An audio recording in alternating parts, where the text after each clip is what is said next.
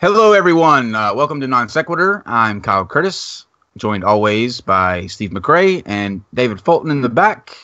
David, thanks as always for coming on to help. And Steve, good to see that you still exist today.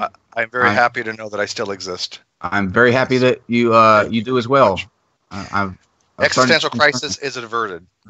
Good. No more angst.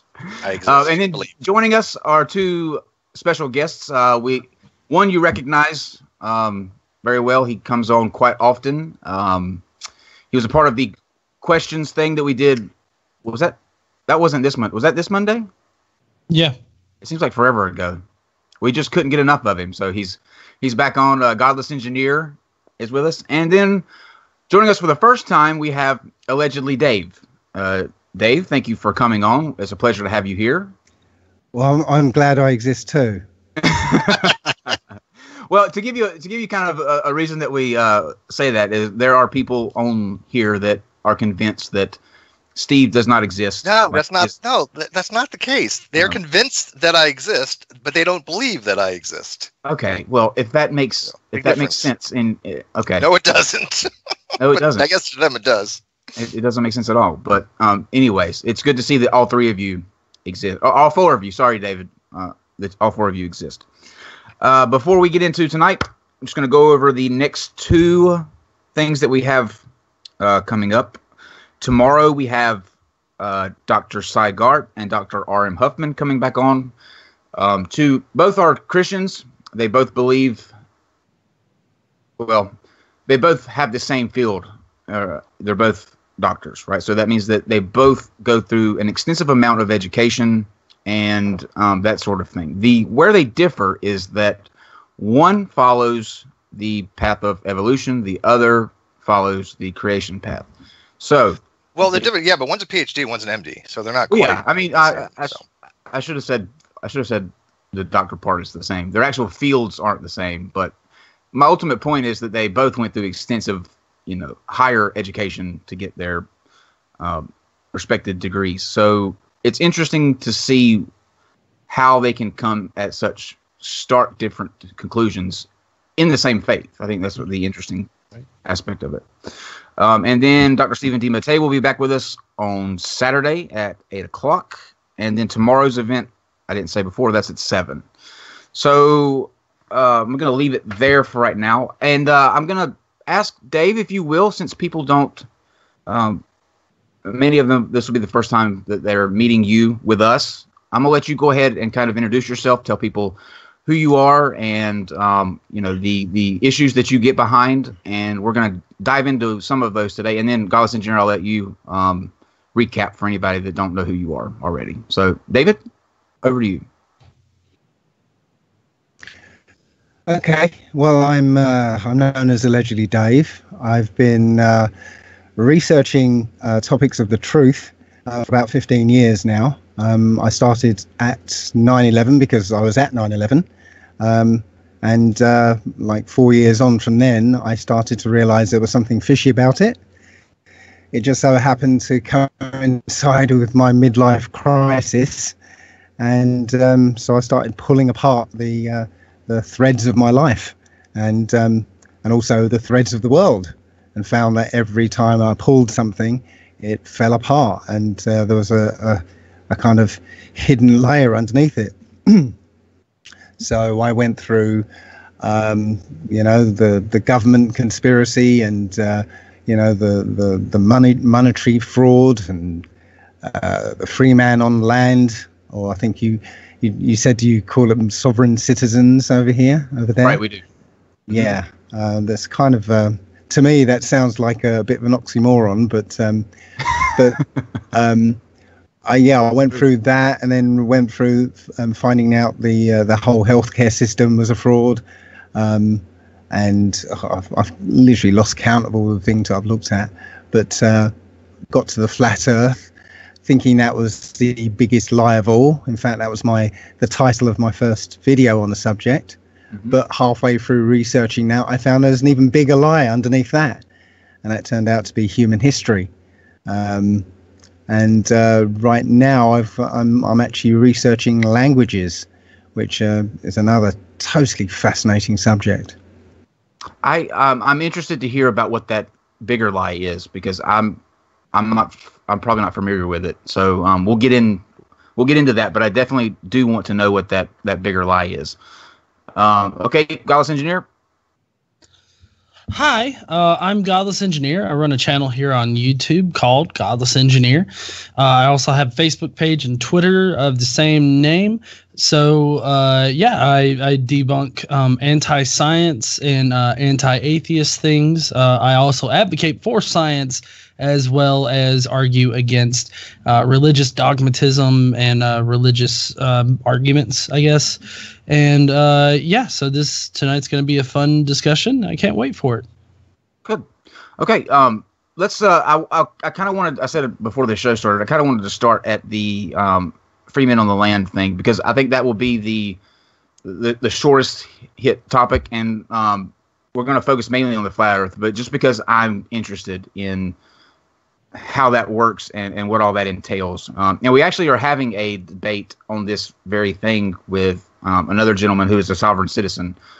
He'll be coming in a couple of weeks to do that. But just to kind of give everybody a clue in as to what free men on the land is, can you kind of give a brief summary of what positions that you hold and what that entails? Right. Well, free man on land basically is somebody who's discovered the deception behind the legal system. And the legal system masquerading as the law, the system of law. There are two different things altogether. The law and the legal system. One is basically it just is. We know what the law is. It's written on our hearts anyway. The other is man-made, and it's just a system of statutes that you have to essentially agree to first, and they usually use word play and trickery to get you to agree to it before without knowing it. Okay. Go ahead, Godless. Well, I heard you say that the law is written on all of our hearts. Is that correct? Mm-hmm. Okay, well, where do you get that from? Like, do you get it from a religious place, or like, how do you know this? Well, you know that it's wrong to kill somebody, don't you? Not necessarily. I would say that is not generally an intuition that a lot of people have. I think that I would probably say that any general person that you find today, they'd probably tell you that it's wrong, but there are instances where like people like sociopaths and psychopaths. How do you explain those? Humans know it's wrong. Psychopaths obviously don't know it's wrong. Okay, so psychopaths are different than humans. They're not pretty human. Pretty much. Okay, if they're not human, then what are they? Okay, that goes into the bigger lie underneath the flat Earth. So we're going to get to that. Yeah. So are we going into reptilian territory? Human. Yeah, it's not reptilian. No. Oh, damn it. Okay. So that would have been awesome. Yeah. Okay, so basically, the only humans have this certain moral code written on their hearts, but where do you how do you know what this moral code is? Because a lot of different people have different ideas as to what is moral and what is not, what is right, what is wrong. Essentially, it comes down to the 10 Commandments. Okay, so it's religious in nature. No, because the 10 Commandments aren't part of a religion. They're part of a way of life. Yeah. Okay. Where do you find the 10 Commandments? Before we go on with that, let me ask this, because we're all on the same kind of playing field. Are you religious? Like, do you hold to any kind of religion or not? Just kind of so that way we know where your angle's coming from and the questions that we need to kind of go with that. You know what I'm saying? Like, because it's a different thing when people bring religion into it, it sets up the questions different. So do you come from a religious place or not? Absolutely not. I'm not religious in any shape or form. However, I was an atheist for 40 years. I do know that there is a creator, and I am what would be called a Hebrew Israelite. Okay. All right. So he's a theist, but he's non-religious. Exactly. Yeah. Okay. Yeah. Okay. Johnny, did you want to go ask anything else with that, or? Well, yeah, I guess I wasn't sure how he could actually say that the Ten Commandments are not religious when they are contained within a religious book and they're pushed by a religion and they only seem to matter within the religious context. No, because the Old Testament or Book of Remembrance is not a religious book. It is a book of law, history, and guidance for a particular people. Now, that book has been taken by religions, and they've used that as the base, and they've added their new books, such as the New Testament, the Quran, the Book of Mormon, whatever, and they've placed their own book on top of it and created a religion around it. It isn't a religious book in nature. Okay. Yeah. Okay.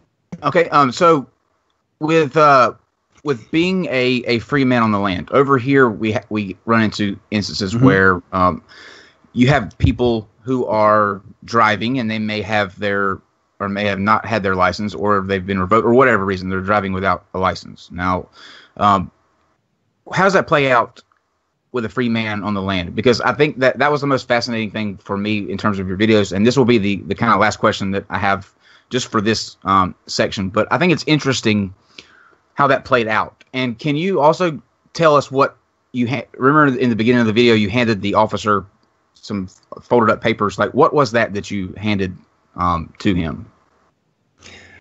Okay.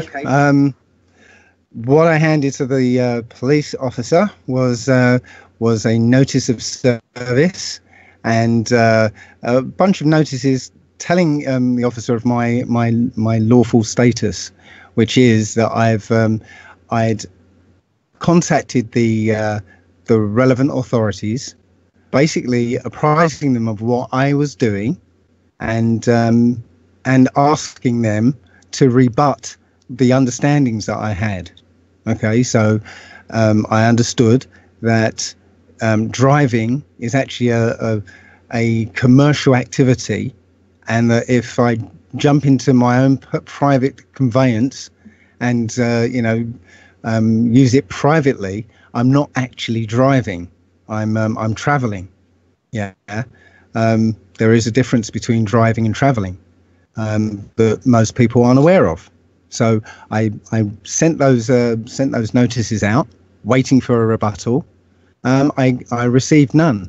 So according to a maxim of law, he who is silent consents. So by their silence, it's called tacit consent. So, sorry.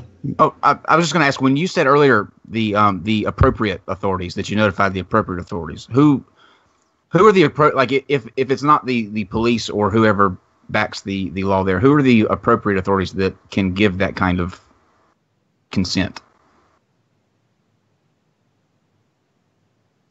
Well, it was the police, the I can't remember the word from the state attorney. I can't remember we've got a word for that over here, but I can't think of it. But the DVLA, which is the equivalent of the DMV over there, the parties that are concerned, with this, that's all. Okay. Go ahead. Well, I was wanting to put this whole idea in a different context. So, like, let's say you walk into a room and there's a young girl there and you're like, hey, I'm going to fuck you. And she does not respond to you at all. She just ignores you. Is that tacit consent? No, that's a very contrived argument, though, isn't it, really? How is it contrived? I feel like you're saying that those who remain silent are that's that's consenting and that's tacit consent. It's two similar situations. We're talking about a public servant, yeah, whose job is to respond to the people. They work for the people, supposedly. That's the idea. Yeah, that's who public servants are. Yeah, if a public servant who is supposed to be managing the roads for us, yeah, that's their job, right? We have the right to ask them, and we have the right to give our understandings of what's going on, and get answers from them. That's the way it's supposed to work. It doesn't work like that in reality. Okay, but if I write the president about being able to go out and murder somebody, I mean, or commit any other kind of crime, or take over the country, you can't ask to commit a crime. It seems to me like crime is a very loose term here. I think what Dave's trying to say is that crime would apply. Loose term. Well, I mean, if he doesn't have a license to drive on the road and he doesn't have any way of legally driving on the road, he basically is riding them to commit a crime. How can you have a license to commit a crime? No. I'm not saying you get a license to commit a crime. I'm saying that if you don't have a license to drive on the road or whatever you have to do over there where you live to be able to drive on the road, then you are essentially riding them, asking and telling them, "Hey, I'm going to commit this crime." So, if driving without a license is a crime, how can you have a license to commit a crime? I don't.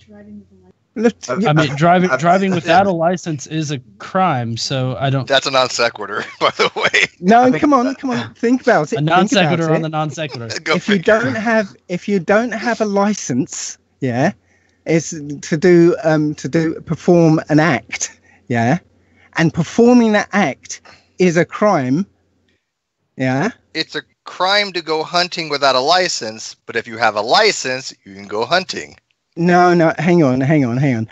The act of hunting is not criminal in itself. Yes, yeah? It is in many places. Hang on. Yeah, many places, yeah, but the act of hunting is not a crime. If you go to one state, it's not a crime there. If you go to another, now it's a crime. Yeah, because it's a crime in somebody every state, has. I can guarantee I think pretty much every state poaching. He's saying the act itself, like if whether it's outside of the legal system, if you wanted to go squirrel hunting, that wouldn't be well, the legal system is what proposes the laws, though. I know that. The legalist system. Right, I know that, right but I don't want to get caught into a definitions match for what we're talking about here, because it's going to spread on and go further. Sure. But he's just saying an action that is outside of the law, like hunting. If you wanted to go hunting, it's only illegal because the law says it's legal. Because the law says it. Somebody said somewhere that it's illegal.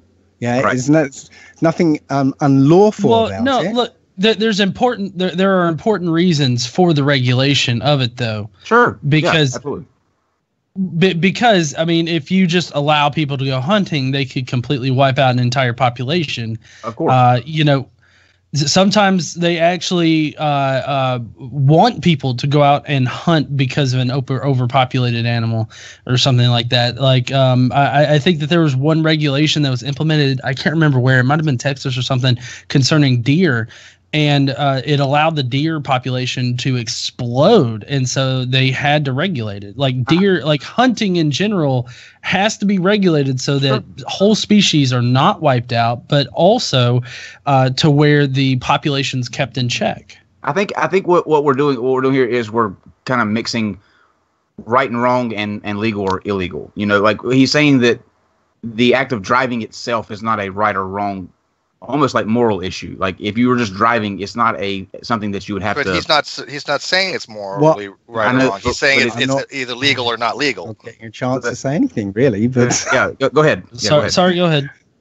I was going to say, you have a natural right to travel in any manner that you see fit. It's a natural right, and you know what? This is in America especially. It's something that shouldn't even be an issue because the Supreme Court has ruled on it several times that that traveling is a natural right, and there should be nothing that abrogates that natural right.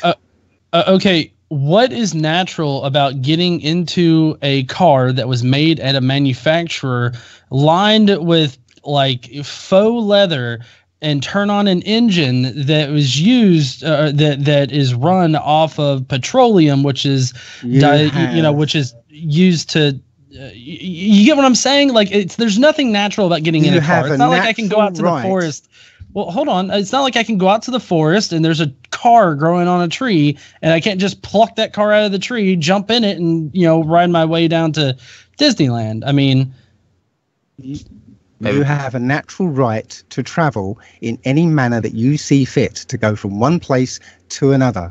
That is a natural right. If I came up with a new device that allowed me to float 1 foot above the ground and move from one place to another, I've got that natural right to use that in any way I see fit, to move from one place to another. Hang on. I've got, if I come up with this device and I start moving around from one place, floating around and going from one place to another without harming anybody, that's my natural right to use that.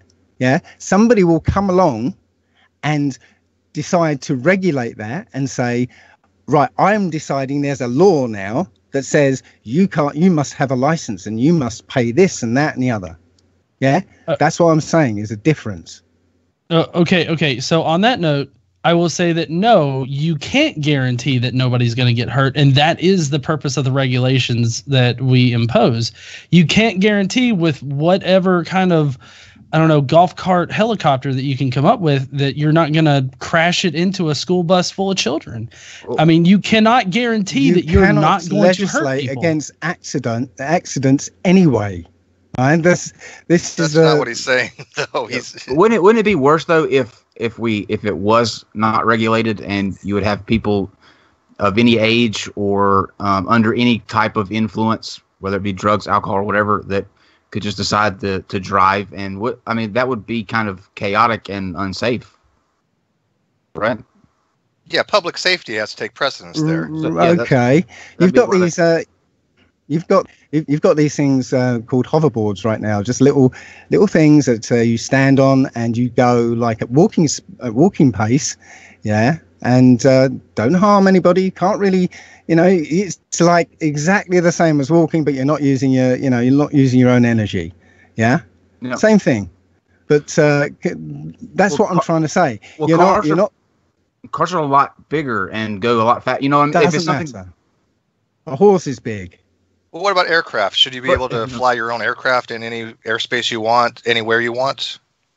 Is that what you're going to do? Just come up with, Well, it's an analogy. I mean, if it applies to one for the roads, why would it not equally apply for airspace?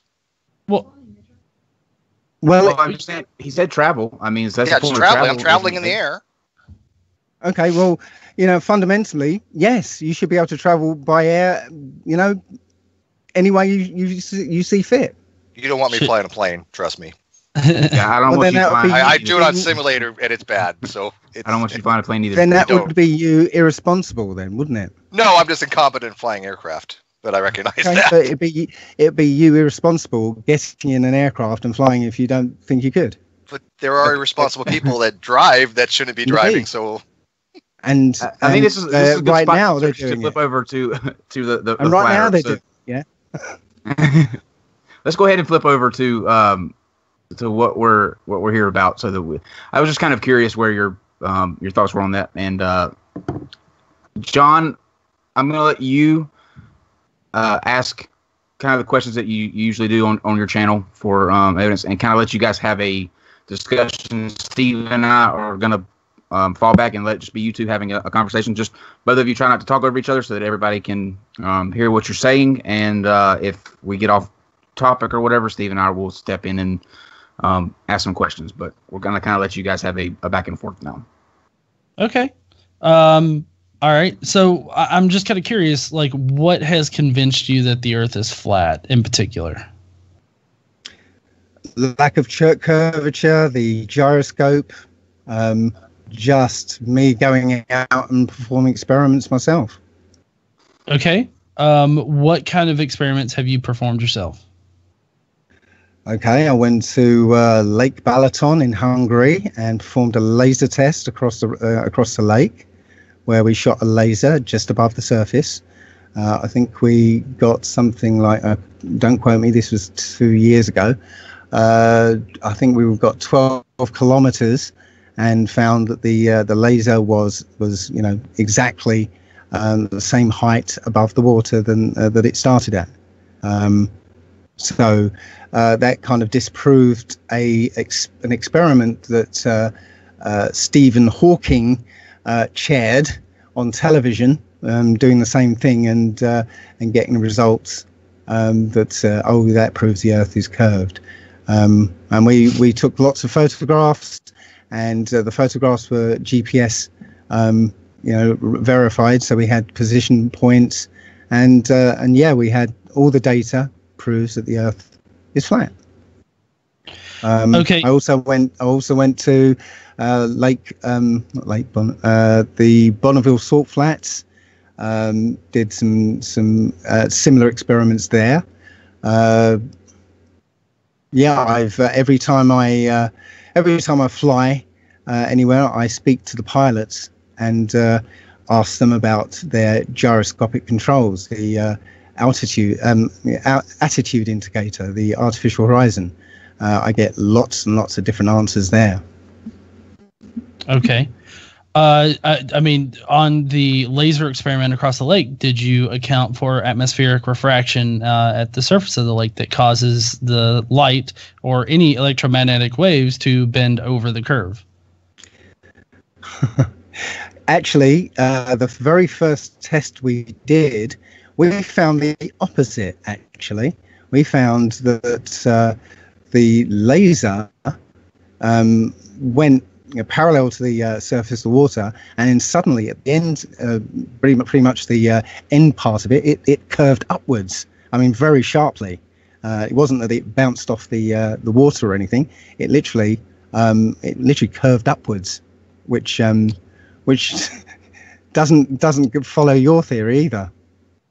Okay, so I'm kind of curious as to why you say that it sharply curved upwards rather than like there's instead of drawing a straight line from the end of your laser pointer to the where it actually landed. Why do you go the route of, oh, it's perfectly parallel and then it curves upwards? Because that's the photographic evidence we have, and the photographs are very clear. And that was the experience that we had when we were on the lake in a boat chasing the beam. Yeah, we suddenly saw this beam very suddenly start going upwards. Okay, and it couldn't have dawned on you that maybe you were, nope. Your elevation was changing or anything nope. like that. Like it doesn't. The elevation doesn't change suddenly. It's not like we're not on a step world, are we? No. Okay. Go ahead. If we're on a curved surface, the change would be gradual. No, this was sudden. Yeah, we even thought the laser must be striking the water or something, but it wasn't. Okay. Well, not having the actual evidence right here in front of me to see, I can't really make a judgment on like where you might have went wrong or anything like that. So, right.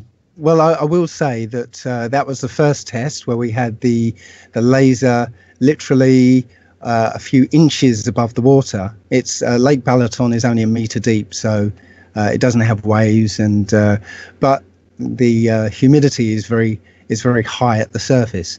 We repeated the experiment with the laser maybe 2 foot above the water, and we didn't get the same effect. Do you have a link to that data? People are asking. Yes, if you put in Lake Balaton laser experiment into YouTube, you'll find it. Okay. And later on, we'll link to that too for people who are watching us later. And also that there's in the description there's a link to a spreadsheet with all the data. Just out of curiosity, do you remember the distance off the top of your head? How many miles it was? I believe it's 12 kilometers, but you know. 12 kilometers? Yes. What's the kilometer? 1,000 meters. Kidding. We're Americans. We don't do that metric stuff. Yeah, yes. Okay, John. Okay, so how do you explain? You mentioned GPS a minute ago. How do you explain the GPS situation if we're not oblate spheroid? What would an oblate spheroid have to do with GPS? Well, GPS global positioning satellites. They're satellites that are orbiting the Earth. There's a giant network of them. You have to have at least 3 satellites in the air at any one time in order to pinpoint your position. Could you tell me how that worked before there were ever satellites? Because before GPS, there were 2 systems. One was called LORAN. One was called DECA. They were radio triangulation systems that were used in World War II.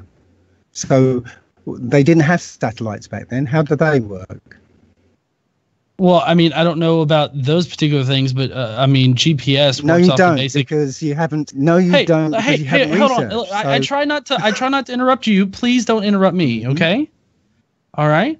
So, GPS satellites work off the basic idea of trilateralation.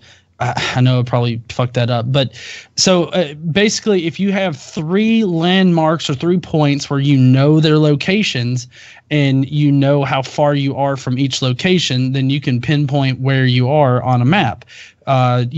Explorers and everything have been doing this for a while now. It's a basic technique, and it's what GPS uses. And I'm guessing that the systems that you also mentioned were a network of similar systems. I'm sure that it probably wasn't as precise as GPS units, but yeah, I would imagine that would be the same principle that they work off of. Okay, they were precise because they were military. Okay, just like GPS is supposedly military. Yeah, same thing. Well, yeah. The same thing. Yeah.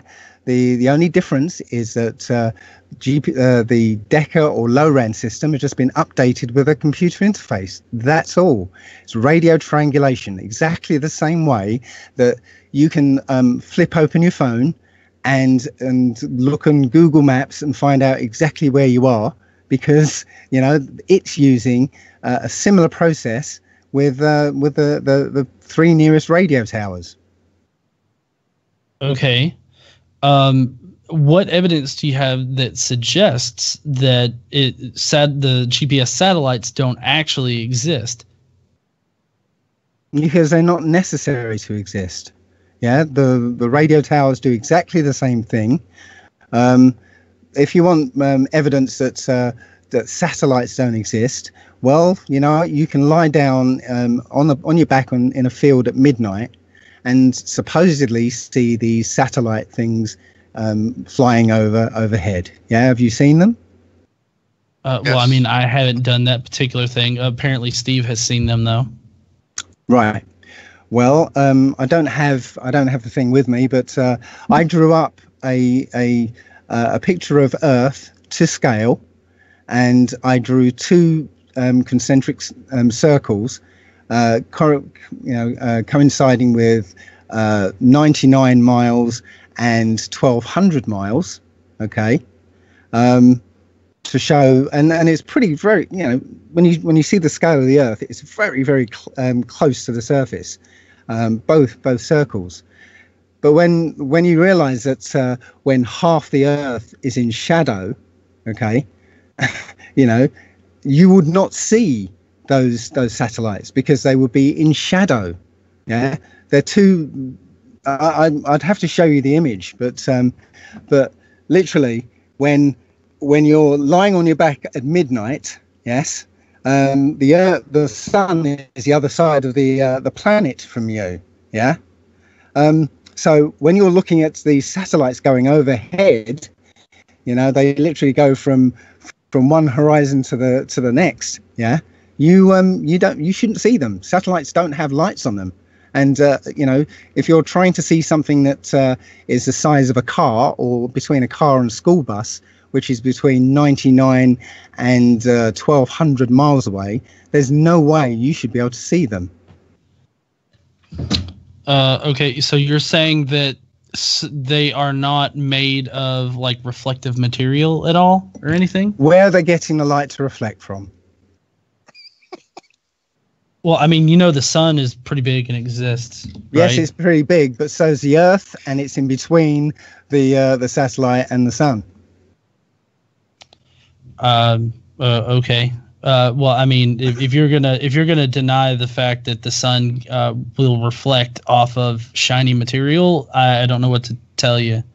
Well, no, I'm not denying that. I'm saying that it won't reflect if there's something big in the way that's stopping the light getting there.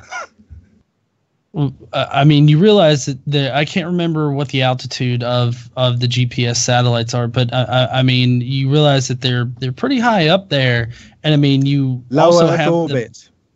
Low Earth orbit could be anywhere from 99 miles to 1,200. Right.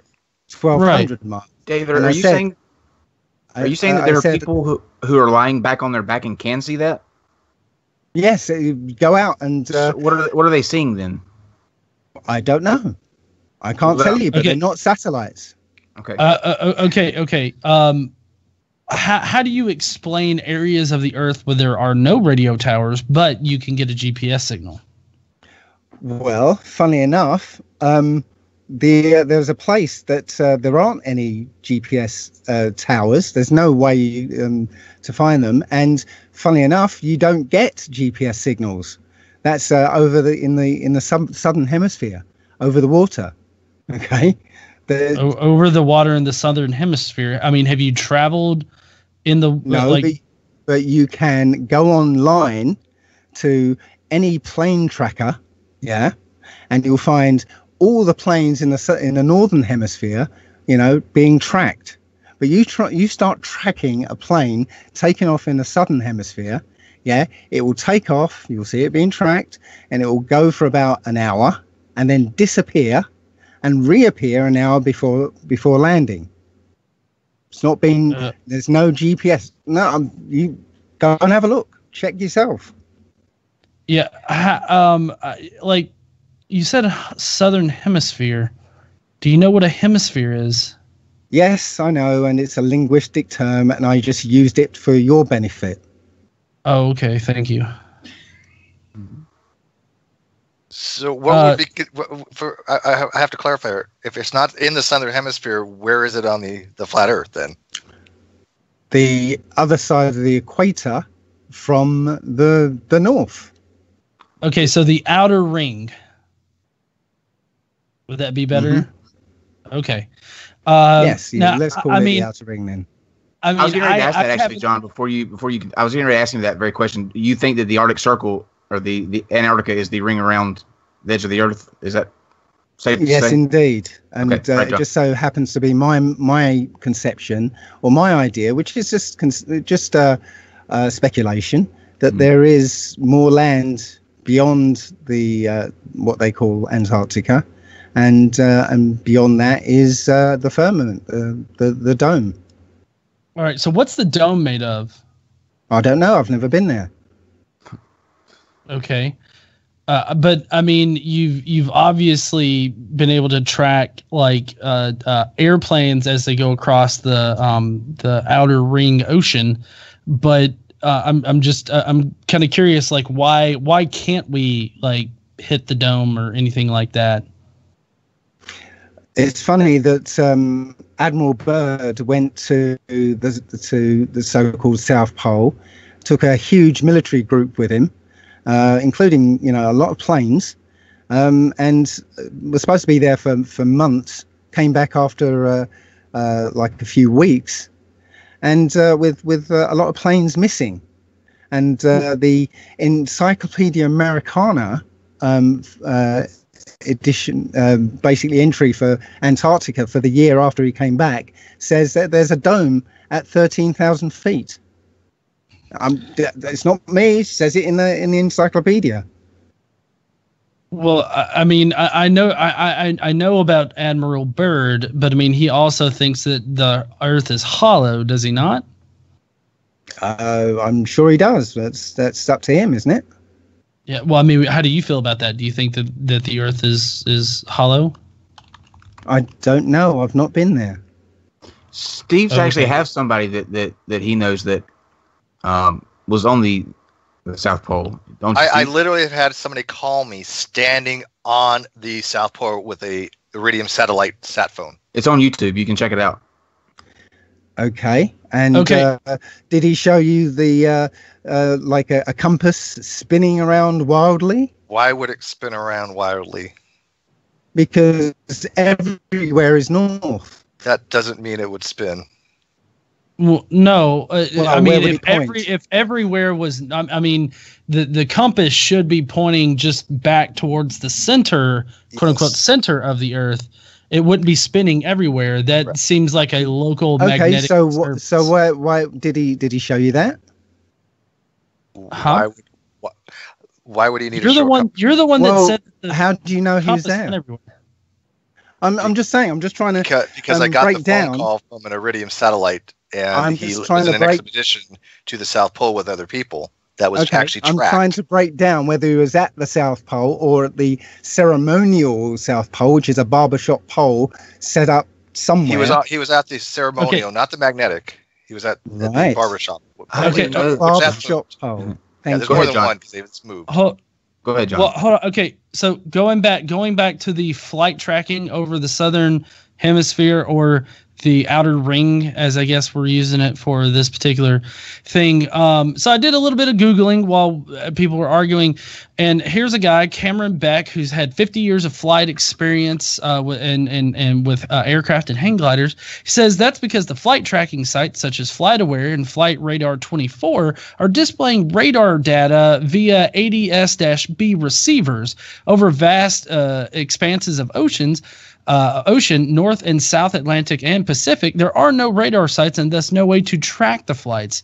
And then, of course, it says GPS, of course, works by reception only. The GPS receiver on the plane receives the signal from the GPS satellites and calculates its position for the for display to the pilot. So there's no way to actually use GPS to track the flight as it's flying over the ocean. So I would say that particular evidence for you is a little debunked. Sorry. Yeah. Okay. So you've just Googled something, just some guy saying this stuff. Okay. Most of these flight tracking systems say they are using GPS data. Okay. So you're go ahead. And you want to do the same thing. So they're saying they're using GPS data. Now you've just said, I've just Googled somebody who says otherwise. So you're saying that you're debunking it by the say-so of somebody who just says, they're not doing what they're saying they're doing something else. Okay, and you're calling that debunked. Well, no. So one thing is explanatory power. With me being a software engineer and actually specifically working on mission planning software where GPS coordinates are very important, I would say that there's no way to hack into the GPS receiver of an airplane in order to get the raw data from it. The airplane would have to receive the information first and then transmit it to some other authority in order to relay that to whatever website that you're using. So you cannot actually get the GPS coordinates of a single plane without the plane telling you what those coordinates are. So if you can tell me exactly how somebody, the best hacker on earth, I guess, can hack into the freely floating GPS signal that the plane is receiving and get that information over water where there are no cell towers or any kind of radio towers or anything like that, if you can tell me that hacker's name, I would love to know that person. Well, again, I don't know very much, detail about plane transponders, but they do have a GPS transponder. and transponder are two different things. He's telling you the GPS is receive only. You don't transmit on GPS. So in other words, to get the information, you have to go through a different subsystem to transmit it. Right, G? Is that what you're saying? Yes. Because and he's right, because GPS does not transmit. It's one way.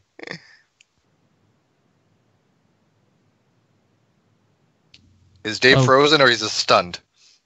Again, I started talking. Your picture's stunned. I thought we were going to wait until we finish before jumping in and interrupting. But let's do that. Sorry, you froze up. We couldn't hear you. Yeah, your avatar completely froze. Yeah, your camera froze up. But let's we're starting over now. So go ahead, Dave, respond to that, and everybody take turns. As I said, I don't know the details of the transponder. The transponder sends data out. Okay, sends data out, including its, the flight, the aircraft number, and certain telemetric data. What I don't know if that part of that telemetric data is GPS coordinates. Well, I would say that it probably does contain the GPS coordinates. Of course, I don't know the specifics about the black box recording or anything like that. So there's no point in talking about it because neither of us know. No, there is a point. There is a point because you're saying that GPS doesn't work over the southern hemisphere waters when in actuality it does. I mean, unless you have evidence to say that the planes still don't receive a GPS signal. Unless you have evidence of that, then, I mean, there's no reason to suggest that they don't receive a GPS signal because we know how GPS satellites work. Right. So show me the evidence that planes are receiving GPS signals and they're transmitting them. But for some reason, all the flight tracking systems are ignoring it. Well, okay. They're not ignoring it. They're only working with the information that they're given. And the only information that they're given is what's transmitted from the plane. And the plane has to be able to talk to a transmission tower, a cell tower, a radio tower of some kind. And over those particular expanses of water, there just simply aren't any out there. So you're asking me to give you evidence that can't exist in order to show you that you're wrong. I thought we had telecommunication satellites that allowed you to pick up signals from various places on Earth. That's odd, isn't it?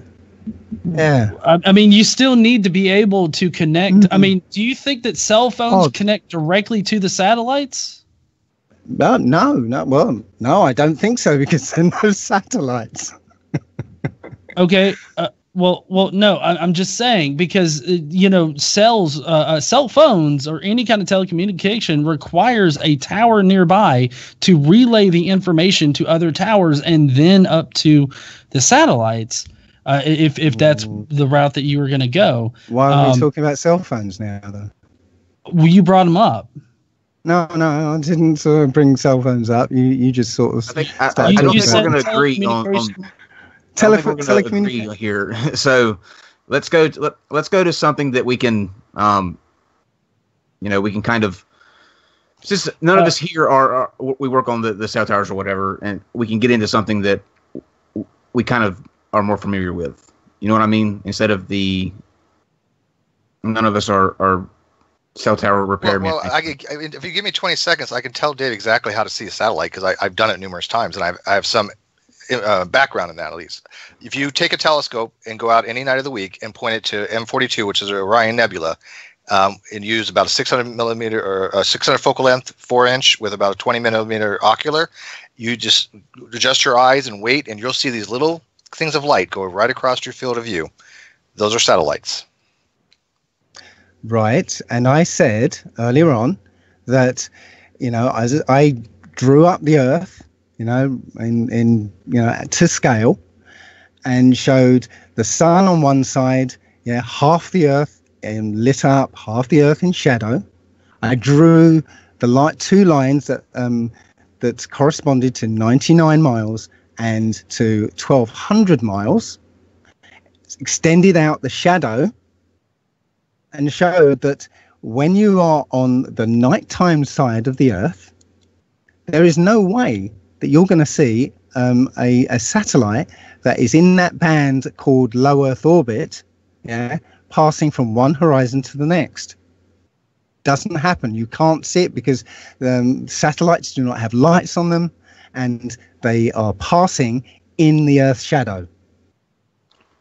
I just wonder what they would be seeing then. I don't know, but they're not satellites. John, maybe you can go there because he brought up an interesting point. Where he said the sun side of the Earth and the moon side. Maybe we can go into how it can be light in Australia and dark in our country and how that works. Okay, yeah.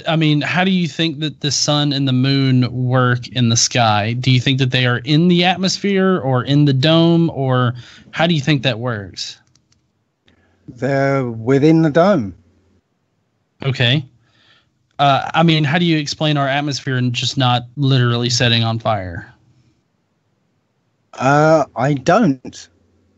Why would I? I mean, you have this ball of plasma there because we know what the sun is made of. We do this with observations of the sun. We know that it's highly compacted hydrogen that is being burned up there, and it's plasma. So you have this extremely hot source of light that's within our atmosphere, and I'm just wondering why it doesn't actually burn up our atmosphere. Can you explain that?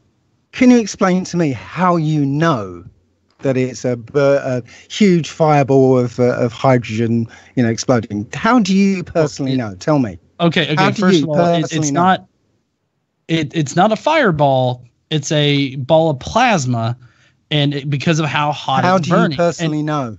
Because we can make observations of the sun, and we can look at it on various light spectrums, and we can know how hot it is by that. And we also know how stars are formed by looking out into the universe and seeing them form in other places. I am saying, how do you personally know? Because you're just going by, something that people have said. Yeah. How do you personally know? Tell me. It's not because somebody has personally said it. It's because this is what our scientific research has given us, and it has a lot of explanatory power behind it. So just the same reason why I use the Quora website with the guy that had been, a pilot for 50 years and whatnot, he gives me this explanation, and the explanation actually makes sense with how things work. The same way with science and what science tells us. And it's not just one person that has personally told me this. This is the preponderance of scientific evidence made through observations that of us looking out to the sun to know how hot it is, to know what it's made of, to know how it operates.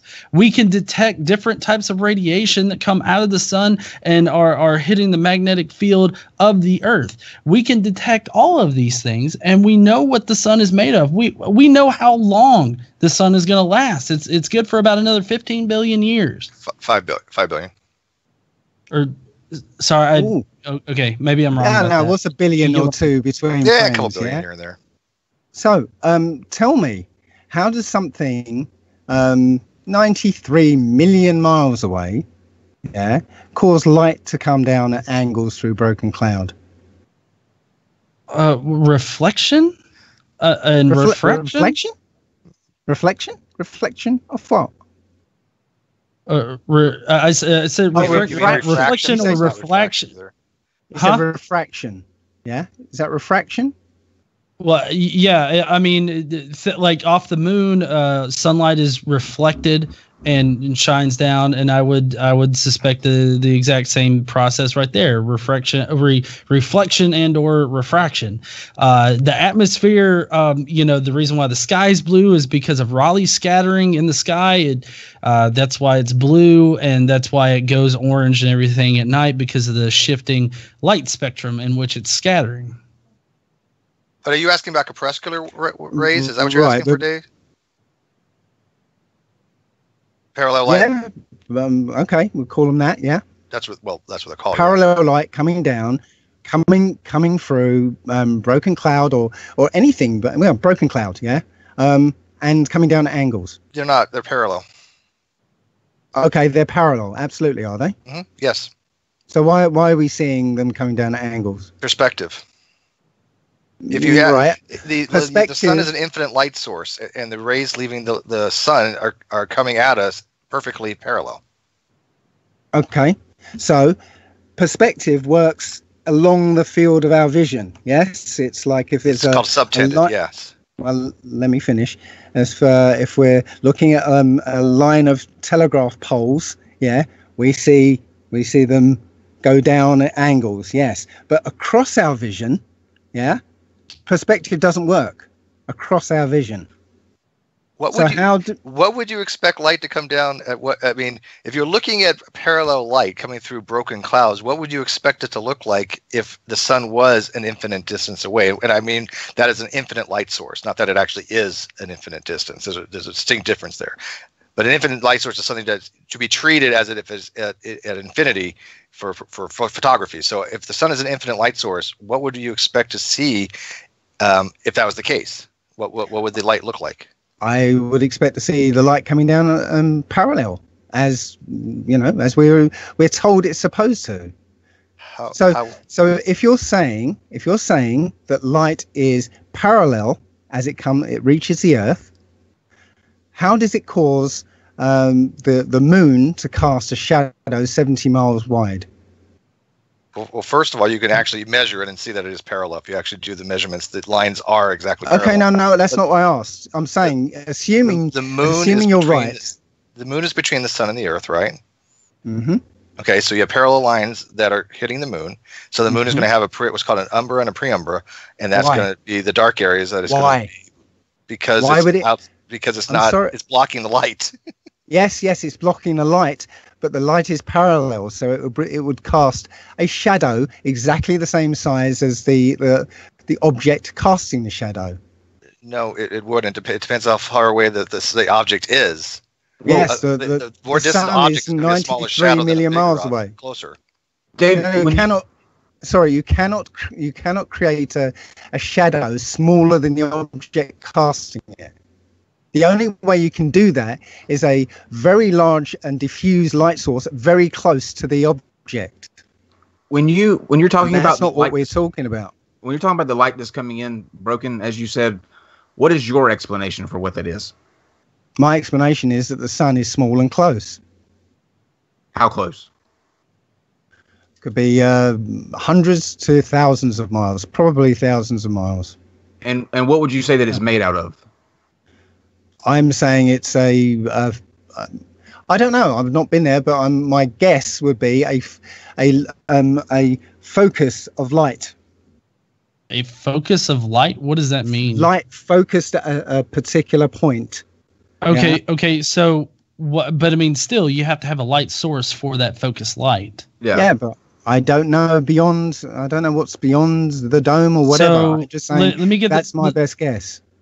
Let me get this straight. You don't know how it works. You don't know what it's made of. You don't know a lot of things about it, but yet you know enough to say that it's not true that the sun is 93 million miles away and made of hydrogen in a plasma state. Let me get this straight. Yeah, you don't know anything. You are just going by what somebody else has told you. Well, no, I'm not going by what somebody else has told me. I mean, these are scientific findings that they have. They have a preponderance of evidence for it. It's reasonable for me to believe this because of the preponderance of evidence. But whereas you don't have any. The evidence is that your evidence is somebody, a scientist with a theory.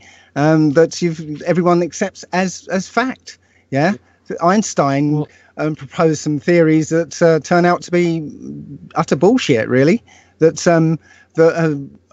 said I've asked a question to physicists left, right, and centre, and nobody will answer me. It goes to proof of what Einstein says, but nobody can answer this question. Which question is that? Yeah. Okay. How come LIGO discovered gravitational waves? because LIGO detecting gravitational waves actually disproves Einstein. Well, Einstein predicted gravitational waves. General Yes, relativity predicted gravitational waves. That's why they were looking for them in the first place.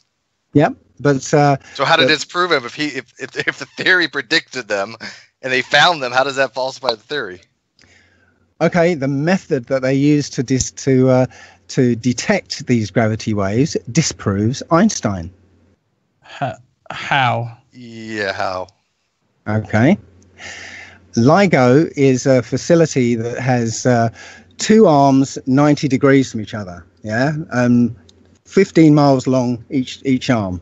Okay, they fire a laser into a splitter that splits the beam and goes up both legs or both arms, reflects off a mirror back into where the beam gets recombined and then projected onto a screen.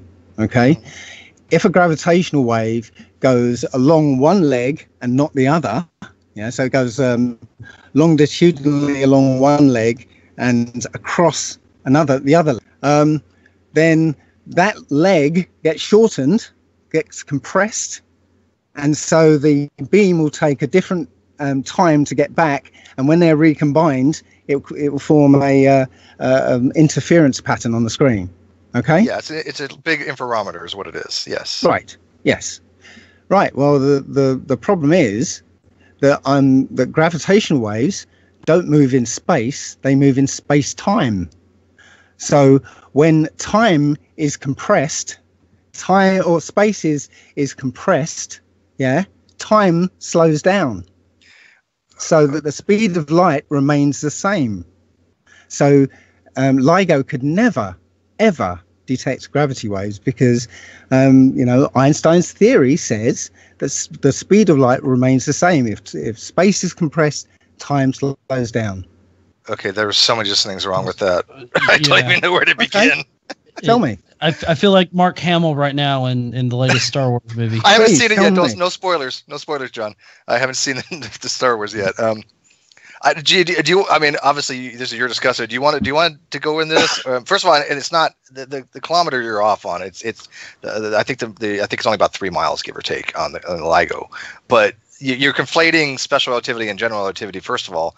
And second of all, it wasn't just LIGO. There was actually 2 facilities that had the interferometers, and they actually measured the time distance between the gravitational waves hitting one area and hitting the other. And they had modeled what the waveform would look like prior to the observation. So they knew what they were looking for. So when they found the waveform of the 2 massive black holes that had emerged, it was exactly almost picture perfect of the waveform that they were expecting. So it's a validation of prediction. You're doing a lot of talking, but you haven't actually answered the question. Well, the question is rather nonsensical because, again, the way the interferometer works is if you have a gravitational, and first of all, the whole moving through space is nonsensical. The gravitational wave moves through space-time. Space-time is an intricate unit to itself. It's called Minkowski space. Okay, so Minkowski space is a 4-dimensional representation of what's called a manifold. So general relativity states that something can go faster than speed of light if it is space-time that's moving. Right, but the gravitational wave is literally traveling in the space-time continuum. Correct? That's basically what it is. It's basically mass that's been converted into gravitational energy. That's how the black holes merged. They lost about 3 solar masses of mass, and that was all directly related to be directly converted into gravitational energy. Correct? Okay, but you still haven't answered any questions. I'm not sure what you're looking for because LIGO was not only did they predict it and discovered it, you're saying now that it couldn't have, and yet I have no idea why you think that it couldn't have. You didn't explain why it couldn't have. I just did. Yeah. Special relativity. Gravitational waves move through space-time. Yeah, it's not I said, space. Yeah, the LIGO is based on space contracting. Yeah. Space contracting and light taking a shorter period of time moving across. But It's space-time we're dealing with. Einstein's talking about space-time. And if space contracts, time slows down, speed of light remains the same. Speed of light is constant. That's the core of Einstein's relativity. Now, no. I mean, he didn't. Einstein didn't say that the speed of light is constant. I mean, we've been able to change the speed of light. Yeah. Like, for instance, with prisms, the reason why prisms will refract and split out into the different wavelengths of light is because the light moves at a different speed within the prism and causes it to separate. Right. And isn't that funny? Isn't that funny? Because sorry, I was got there before you. Isn't that funny? Because when we were in a debate with these PhD students, I take it you're not a PhD student in physics. Either of you, yeah. Well, I have a slight background in physics. The PhD. I'm sure you do, though. No, the PhD students said that it wasn't that light was slowing down; it was light actually striking, being absorbed and reabsorbed and re-emitted through the prism. That was technically that's true. What he's okay. First of all, when you're talking to people like don't try and blind us with bullshit. No, I'm going to explain to you what he meant by that because I can explain it to you. When physicists talk to the layperson, they often have to explain things down to a very base level, right? Base level, said it. Okay, so that was for Chloe, by the way. I mean, sorry, Casey, not Chloe. For Casey. Casey, that was for you. So look at what happens is the reason why light slows down is because it is being absorbed and re-emitted in atomic structures, okay? But there are particular situations, like he mentioned, in a prism or in water where light slows down. Matter of fact, you can have what's called Cherenkov radiation, which is radiation from particles moving faster than the speed of light in the medium. And you get this nice little blue glow. So when he's saying that the speed of light is constant, it's only for constant in the speed of light in a vacuum. That constant does not change, but the speed of light can change. There's a difference there. Speed of light, right, or the light can curve as well. Sorry, I didn't mean to interrupt you. Right, so right, so funnily enough, the phenomenon of time dilation, in the presence of a high gravity field, which is the same as acceleration, in Einstein's model, right, is one of the factors supposedly in the GPS satellites, because time moves. I can't remember which way around. Time moves faster because it's away from or slower because it's away from the faster because it's away from the gravitational field. Yes. So this you're arguing against Einstein. You're conflating two different things, David. You're conflating GE with special. Yeah, you just talked about time dilation, right? Mm-hmm. Okay, time dilation is not GR. Time dilation is special relativity. It's called Lorentz contraction. Have you heard of that term, Lorentz contraction or yes, Lorentz time dilation? Okay, that's special relativity. Okay, so what you're saying is it switches off, right? Because it's a different theory. It switches off, when it's convenient. I don't know how you got that out of what I just said, but that's okay. Let's go to something different. I talked about wanting to find out what the secret is, the bigger lie underneath all of this that you discovered. Let's go into that a little bit. Well, the bigger lie has to be human history as it relates to the old. There's a huge cover-up about what's been going on in human history, who people are, and what's really going on in this world, because it all goes back. Can you give us an example? Yeah, go into detail about that. What do you mean by that? Okay. One of the things that's hidden is the true identity of the Israelites in the Bible. And really what's happened to them, because we're told that the Jewish people in Israel right now are the children of Jacob, but they're not. They turn out to be Khazars and Ashkenazis who are actually not blood relations to Jacob. They're not. They have no right to that land by blood. Yeah, the more European Khazars. Okay. Yeah, I know nothing about this, so I'm not going to. I mean, I have no idea about this particular area. Yeah. But can you pick a different topic that isn't so based on anthropology and stuff?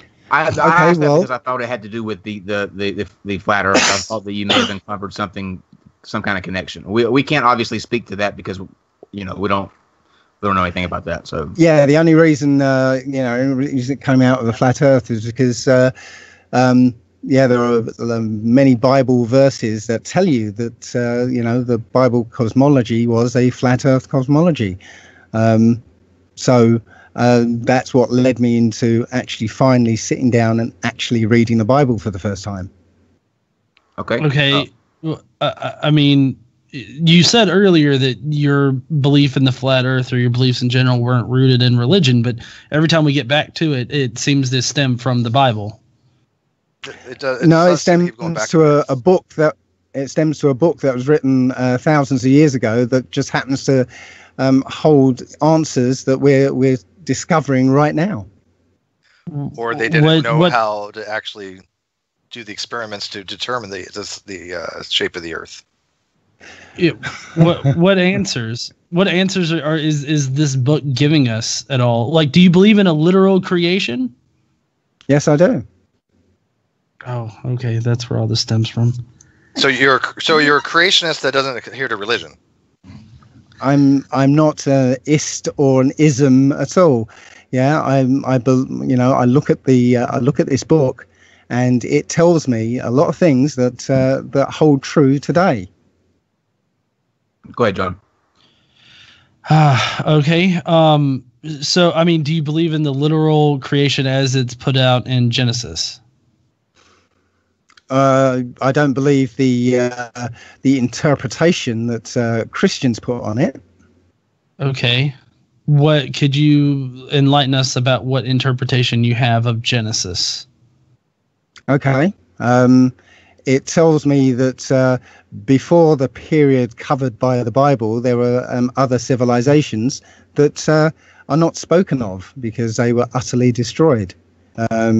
Goes through I get that by looking at the Paleo-Hebrew words, translating the words into Paleo-Hebrew, and it basically plainly tells you that there was a previous civilization that was utterly destroyed.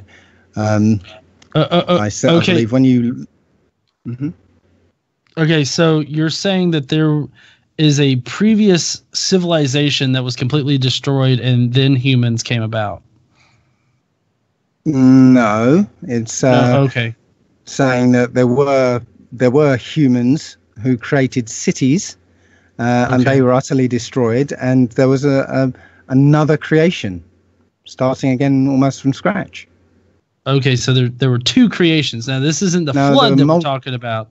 No, there may have been multiple creations, but for all I know, it talks about there was a civilization before.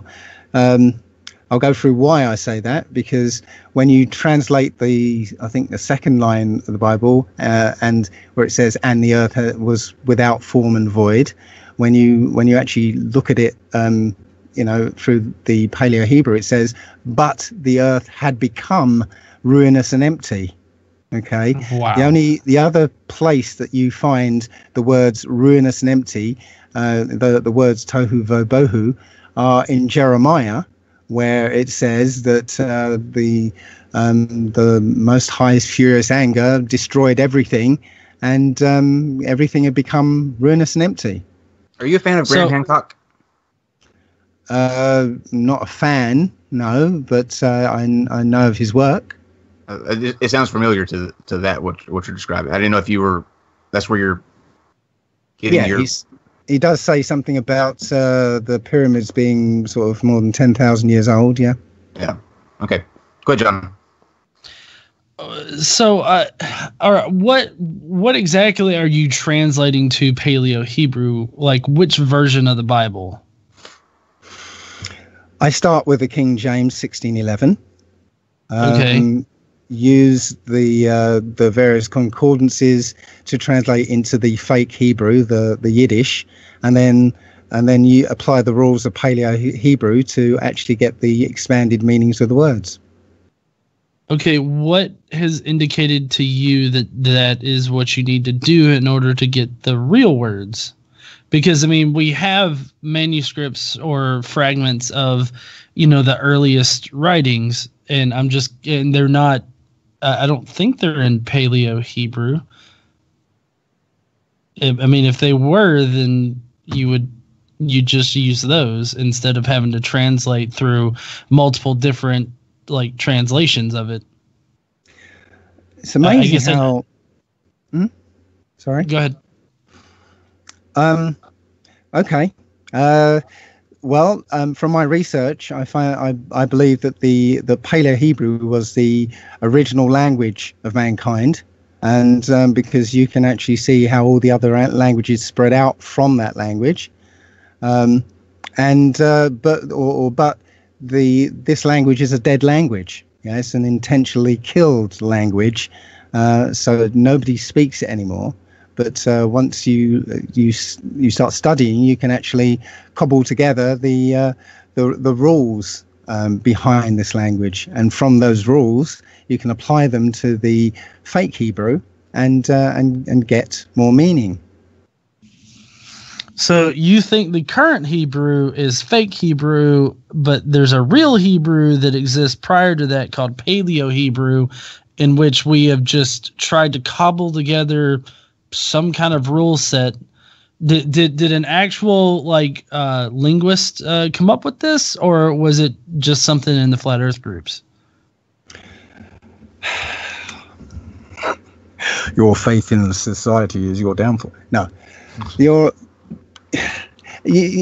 it's one thing that's really funny about all this is that how you as a debunker, you seem to be expert in everything, or you have this faith in the so-called experts.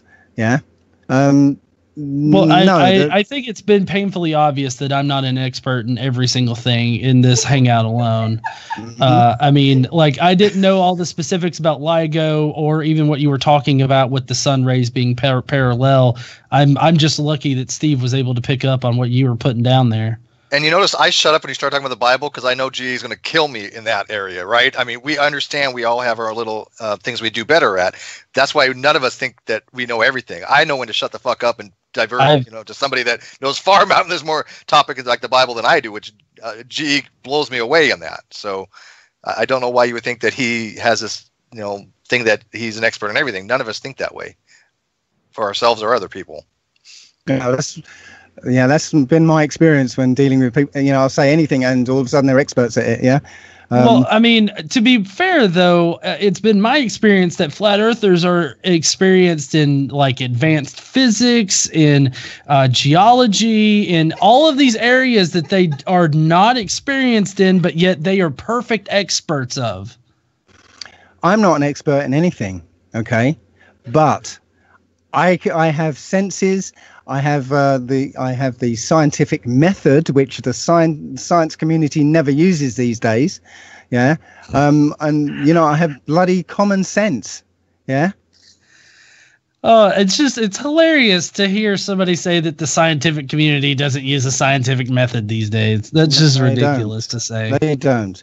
Yeah. Science is a exercise in maintaining the status quo. Why the LIGO? Of all the things that they could use to cover something up, why cover up the shape of the Earth? What's the end game there? What's the goal of that? What does that get anybody? Who cares if the Earth is? I mean, if we were looking at it as its bare minimum, it wouldn't affect anybody's life if you were on a flat Earth or a ball Earth. Why cover that up? You know what I mean? Of all the things that you could get away with covering up, why do an Earth or the shape of the Earth? It affects all our lives because if you know that this is a created place, yeah, that there is a creator and you are one step down from the creator, then nobody can come along and say, hey, I'm your boss. I'm telling you what to do now. Yeah.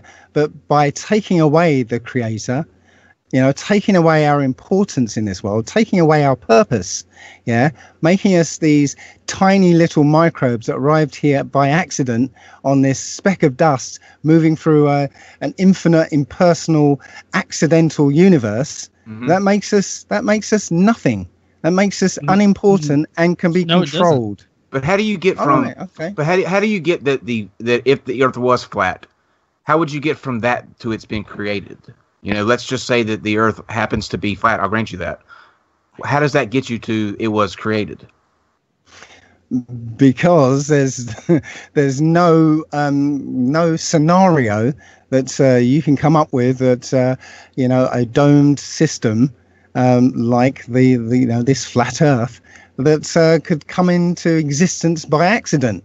Yeah, so we go to God instantly. I mean, that seems like aliens. Yeah, it seems like you could put anything there. Then who created the aliens? Oh, but that's a different question. I mean, you're saying the Earth. No, you just brought up aliens. God, but the aliens could be some kind of godlike race that can do that. So who created the aliens? I still don't see how you can get if the Earth was flat. How you could get from that to that means there's a God. Like, why couldn't by some different means of cosmic conception a flat Earth be produced? Why does it have to instantly go to God? Oh, tell me what that is then. I don't know, because the Earth's not flat, so I can't make that. I can't bring sorry, that you don't know. I mean, it must mean you're wrong. Hold on. One thing I want to ask is, why is it that the Bible, however many times you want to translate it into made up languages, how is that the authority on on the reality of the universe? Like, I don't understand why that the Bible, translated however, is the authority and trumps all the scientific understanding that we have now. I'm telling you that that science is an exercise in trying to make the world a physical, ordinary, natural world rather than a supernatural world, which it is, because anything that doesn't fit in the natural, physical, natural conception is considered an anomaly, and ignore it. It's an anomaly. Forget it. Yeah. But you'll find that most of this world is supernatural. No, most of the world is supernatural. Like, I don't even understand that. Like, all science does is it tries to seek out the truth of reality. Science can give us the truth of reality. Like, for instance, we know that the Earth is 4.54 billion years old because we've been able to test meteorites that have struck the Earth that were formed around the time that the Earth was formed, and we've been able to do different radioactive tests, radioactive dating tests on them to determine how long that they were there. So I mean, that is totally contradictory to what the Bible says. And do you know that there have been people who've actually tested, so-called fossils and actually, bones of penguins that died like a few weeks ago, and dated them at thousands of years old. This you're going by David. Do you understand those? I have to, Dave. Those penguins, any kind of aquatic thing that lives off like things like mollusks that have certain types of shells, they have what's called a reservoir effect. It's a very common thing in radiometric journals. This is why this is where they came from. This is why they say you cannot radiocarbon date certain aquatic things because of the fact the concentration of carbon-14 is different in the ocean than from atmospheric sources. So they say don't use it for that. It's one thing that it cannot be used for. So it's not that the carbon dating is wrong. It's being used inappropriately in a situation it is not able to be used. It doesn't mean that it's not effective when it's used properly. Right? Yeah. Okay. Yeah. So Because you're not a dinosaur with denier, DNA. Some people go off and get like 3 or 4 DNA tests and find that they are from all sorts of different places. Yeah, we're given this model of science that we have to automatically believe because the experts are saying it. Yeah. and they come up with nice packaged answers. Yeah. No. During our These are from journals, man. our debate with the physicists, I caught these physicists talking about, or waxing lyrically about Newton and how wonderful Newton was and stuff.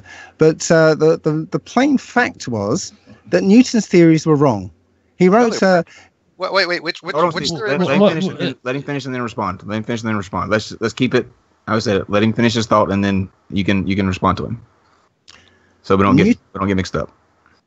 Newton wrote the Principia Mathematica, and as a huge tome, he created a whole new way of calculus, to support his theory of gravity being, two masses mutually attracting each other. Now, that's. Funny enough that this theory basically predicted certain results, mathematically, that equated to some sort of events on Earth, but it didn't actually work for planetary scales.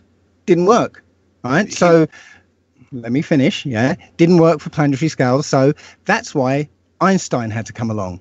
And he came up with a completely different theory of gravity, not based on mutually attractive forces, but a curvature of space-time in the presence of a gravitational field.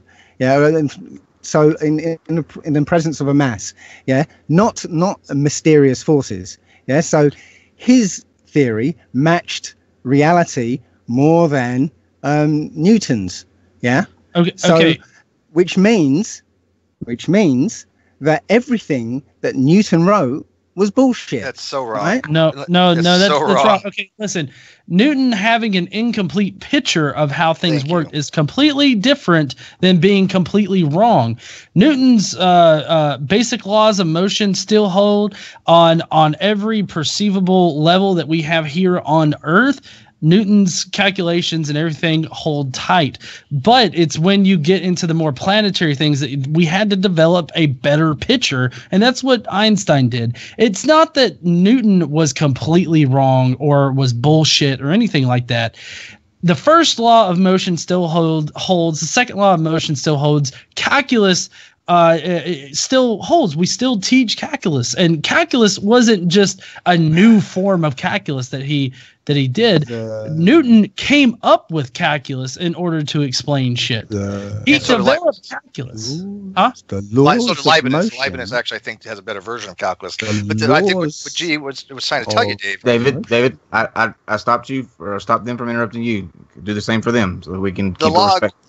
The law of gravity holds. The law of gravity is legit. It works for its intended thing. Just like the problem you had with the radiometric dating, you're taking something and applying it to somewhere it's not applicable. Newtonian physics works for Newtonian situations. For non-Newtonian, you have relativity. So you can't say relativity falsified Newtonian physics, because Newtonian physics works very well for Newtonian physics. That means non-relativistic speeds and not factoring in gravitational gradients. So if you're doing simple calculations, believe me, Newton works. Kinematics is a legit thing. You don't have to factor in relativity when doing simple Newtonian physics. Well, motion. The laws of motion are not gravity. Yes. Who said they were? Let me finish. The laws of motion are not gravity. Yeah. Yeah. Hey, y'all, this is Casey. I have a request from the chat and basically everybody. How about we talk about urine advocacy? I saw the chat. Because we are not getting anywhere with science. Obviously, science is just not a thing that's going to happen here. So how about we talk about urine advocacy, because everybody's interested. Fair enough. Okay, great. I'm good with that. Fair enough. Thanks. Yep. What do you want to know? Time. Well, I know nothing about this. So you drink subject, piss, so it's gonna be all you, I think. Yes, I do. I'm proud of it. This is just coffee. Well, a little brandy, but why? Okay. I'm not really sure how to approach this topic, because I am clueless and in the dark. So I'm gonna let you explain what it is and why, and I guess we'll kind of go from there based on what it is and why. Okay. Well, urine therapy is the process of drinking your own urine and washing in it as well. The misconception that most people have is that urine is a waste product that the body is trying to get rid of because it's waste, but that's not true. Okay. And yeah, you can do your face palm all you like. Yeah. But, you don't know everything. That's the point. Yeah. If you actually, just opened your mind a little bit and actually studied a little, you might find that there's something more than you're aware of. Okay. The point is that urine is not waste. First of all, it comes out sterile. Yeah. Sterile actually means it's not waste. Yeah. No. Okay. All right. It's not waste because what happens is your blood goes to your liver. Your liver screens out all the things that shouldn't be in the blood, all the pathogens and viruses and anything that shouldn't be there. Your liver gets rid of. The purified blood goes to your kidneys, and your kidneys are there to keep your blood in balance. So if you've got too much water in your blood, yeah, your kidneys will screen out the excess water. Same with vitamins. If you've got too much vitamins, yeah, the excess will be screened out, because having too much of anything is just as bad as having not enough. So we all know if you have too much vitamin C, you'll end up weeing it out. Yeah, it's because your body can only deal with so much. It only needs so much in the bloodstream. So what happens is the excess, all the excess of the things, the good things in the blood, end up being stored in the bladder. Well, there's a clue right there, because the body does not store waste. Yeah, it stores urine in the bladder so that it can reabsorb that stuff that it needs. Yeah, because. So there's a reabsorption mechanism in the bladder? Yes, there is. Do you have the? Can I see the pathway for that? I'm just curious. Well, what happens? Here's an experience that most people have had. That you're dying to go to the loo. And like you get distracted, and an hour later you realize you don't need to go anymore, because while you were distracted, your body's been reabsorbing some of that urine and now taking the pressure off the bladder. But the point is that once that storage facility is full, the body has no option but to dump it overboard. That's the only reason it goes. So how do you get from that to using it as a homeopathic? Well, hold on. You said that the body. I'm so curious. I mean, you said that the body doesn't store waste, but I'm fairly certain that my ass has a lot of shit in it. Yeah, but there is. I'm very sure of that as well. There is no facility to hold waste. Yeah, it will come out, but there's nothing there to store it. Well, I mean, I don't know. I don't walk around with shit coming out of my ass all day. Like, I mean, it stores it, like it keeps it up there for a bit. I mean, we have a sphincter for a reason. Yeah, what's happening is that, the food that you ate is being broken down so that it can pass through and out of you. You're like a big tube that goes from your mouth to your bottom hole. It's just one tube. It's not a storage facility. So why is there? You can say I'm ready asshole. to have That's this fine. conversation. I don't Well, think I'm I'm curious. ready. So why is there an expulsion mechanism if it's not meant to be expelled? And by the way, do you know the formation of the anus and the mouth over biological history for why we're called a deuterosome?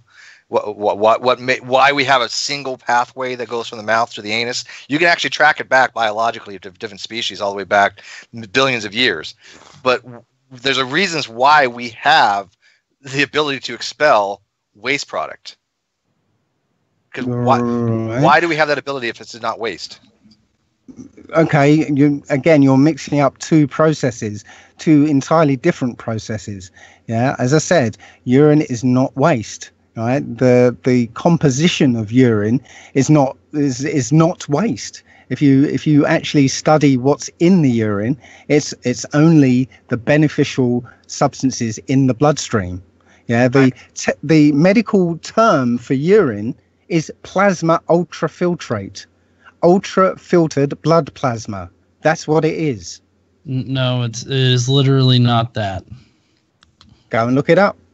So there's no uric acid. There's no Indeed. any kind of calcification or calcium deposits. no bacteria. No bacteria. I don't think it's completely sterile. I think that's actually it's somewhat sterile, but I don't think it's completely sterile. But it's not. That depends on if you sterile. You have bacteria in your urinary tract, right? And actually, when you get a UTI, it's because you get an uncontrolled bacteria growth in your urinary tract. But I mean, when you pee, right. It is mostly water. I mean, I'll give you that. But the other bit of it are things that your body does not need. And if you actually keep ingesting that, you could suffer some of the similar symptoms as kidney failure. It's funny because I've been doing it. Sorry. I was just going to say that's kind of to do with my question. If it's mostly water, right? Why not just use urine water? Like why the have some sparklers? What's the benefit for urine therapy? Like what is it aimed to do? What does it do? Why not use just regular water? It pretty much does everything. Okay, it literally has it's like a holographic map of what's going on in your body. Yeah, if you have an infection, it's already got the antibodies in there for the infection. If you've got an allergy, it's got the what do you call it? Oh, I can't remember the word now. But it's literally got the antidote for that. Antibiotics or antiviral. I don't know. Well, urine is antigens? That as well. Okay, I helped somebody who had gangrene. Okay, he was sent home to die basically because he didn't want to have cut his leg off. Okay. His leg looked horrible. It was mostly black and there was a huge open wound in it. I told him to literally pour urine into the wound and then cover it with a urine-soaked dressing. And literally over the course of a month, that wound, all the black flesh fell off. It was nice and pink and fresh underneath. That wound closed up. And all he had was a small mark. I don't know if I can speak for NonSequitur, but we do not advocate for you pissing on gangrenous wounds. Yeah, not a good idea, probably. Jellyfish stings, yes, absolutely, but not gangrene. Jellyfish, yes, that's your choice. Gangrene. Yeah, that's because you have ammonia. Actually, the jellyfish thing is wrong. It actually hinders the process with the jellyfish. Well, I must have been under some. Really? We'll go into that story later. I'll just say, I had a friend who disagreed with and didn't believe anything I said about urine, and one night somebody tipped a fire pit all over his leg and gave him like 3rd-degree burns basically, and a nurse that was there slathered his leg with aloe vera gel, and that just seemed to make it worse. So they called for me. I weed in a glass and I started pouring the urine on his leg. Right. Immediately he screamed because there was a sharp pain, but then after a minute or so, right, the pain disappeared. Right. I kept pouring it on his leg, and he said, "I can't feel the pain anymore at all." Wait. They called for you? Do you have a medical license? What? No, it's not. Why would they call for you if you don't have a medical license? Because they know I talk about urine therapy. Why don't all facilities and like hospitals use that as a form of treatment? If this was truly something that worked on this kind of scale, why wouldn't they adopt that? Like, why wouldn't because you're not ready for that information. There's no hospital in the world that's going to call somebody who doesn't have a medical license. I'm not asking him. I'm not saying for them to call him. I'm saying why aren't they using? If he's correct that urine does these things, why aren't hospitals using that as a form of treatment? Like if it worked on burn wounds, like you say it does, why wouldn't a hospital use that as a form of treatment if it works? Because hospitals are not about healing people. Oh. David. Well, that's interesting. Let me tell you. People died. You know, they let lose me tell customers. It's not a good thing. Not a good business model. Let your patients die. So they had a better way to do it. In 1900, yeah, there were all sorts of different types of medicine. Yeah, there was allopathic, you know, chiropractic, you know, homeopathic, all these different types of medicine. Okay, if you were ill with anything, you'd go to the right kind of practitioner to deal with your problem. Okay, one of those forms, as I said, was allopathic. That was to only deal with the symptoms of the problem, not the problem itself, not the cause of the problem. Okay, so you'd go to an allopath if you got knocked down by a bus. Yeah, the allopath will deal with the symptoms, that is the bleeding, the broken bones, blah, blah, blah. Right? It wouldn't deal with the cause, which would be the bus. Okay. Now, the Rockefeller and Carnegie families basically funded the allopaths. Okay. They created medical schools for allopathic medicine. They created their insurance companies only would deal with allopathic medicine. They made, training facilities for allopathic medicine and drove all the other types of medicine underground into a lunatic fringe. So right now we're stuck with a medical system that only deals with symptoms, masking and stopping symptoms, not dealing with the actual cause of the problem. Right? That is a crazy way to try and deal with something. It's like when the engine warning light in your car comes on, you go to the mechanic and he takes the bulb out. Yeah, the symptom's gone, but the problem's still there, and it will get worse and worse until some catastrophic thing happens. And they'll say, "Oh, it's not anything to do with that first thing." Can I step in here because Please. I have a. Okay, so. Please. There is somebody that we know in the chat, and so she has a son, and when he was a baby, he had vasoureteral reflux, and he had no bladder valves. Okay, so his urine backed up into his kidneys, and he almost died. The urine had bacteria that overran his kidneys, and he was on IV antibiotics for almost 2 weeks. Okay, so if they had waited to get treatment for him, he would have died. So, or if they would have just peed on him, he would have also died. Just to point that out. If she would have given him pee to drink, he would have died. So can you explain why something like that happened if urine is sterile, and if urine has all these healing properties, why would it nearly kill someone? Okay, the body not working properly will kill you. Yeah, I don't know the case, and I don't know the urine. But I mean, you peed on a guy's leg and it healed him, so you didn't stand over there and pee on him, right? You had a cup or something, I assume, I had right? a cup. Yeah. I don't know. I would have drained it from the tap. It's fresher, I guess, if that way. Right. Well, as I said, I've been using this for nearly 8 years now, and non-stop, and including a 30-day urine fast where I just drank urine, nothing else. Right.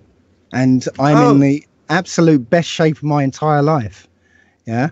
I've helped my mother with it, where she's 75. She was in a wheelchair for 10 years. She had a crumbling back for 50 years. So she's been in pain for 50 years. And a year and a half into urine therapy, her back repaired itself. She was out of the wheelchair, off all the drugs she was on, and she looks like she's in her 40s now. Dave, did you do a fast for 2 months where you didn't eat or drink anything? I did a breatharian experiment. So for 2 months, you did not drink or eat anything. No, what happened was I for the first 10 days, I didn't drink or eat anything, but because I'd prepared not to eat for a whole year, I didn't prepare not to drink. So I got dehydrated. So I changed experiment to, I was just drinking distilled water. Okay, but did you eat food for 2 months? No. And you had no weight loss? I literally did lose weight, but the weird thing was that over the course of 4 days, my weight dropped from 77 kilograms down to 71.4 in 4 days. And I thought, well, that looks a bit dangerous. So I'll stop the experiment if I hit 70. But the next day, my weight went back up, and it continued up till it hit 75, and it stayed there. So you were about 170, and you went down to about 155. Maybe you can answer. Steve, maybe you can answer this. How do you produce urine to drink for 2 months if you're not taking in any type of fluid extra? Well, you said he was drinking distilled water. Well, yeah, I was drinking distilled water. Okay, the 30 days. But to go 2 months without food and only lose about 15 pounds, not biologically possible. Not in this reality. All right. Well, but it's just a biological. Well, that's your reality. Fine.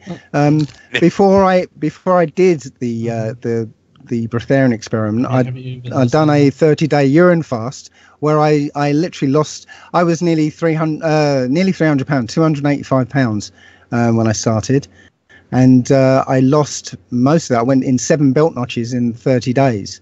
So I was basically near enough at my natural weight, which turns out to be around about 75 kilograms.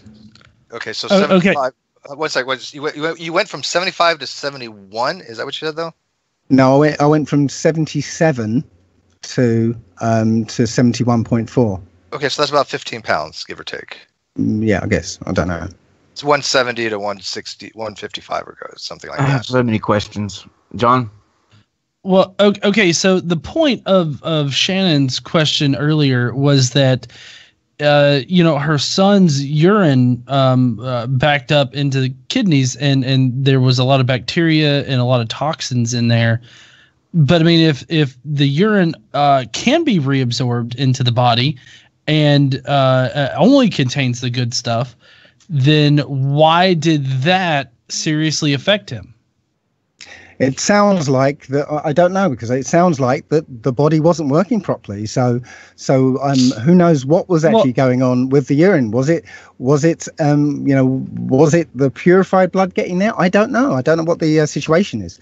You're saying I would have to know a bit more about the situation and the case to have a theory about it.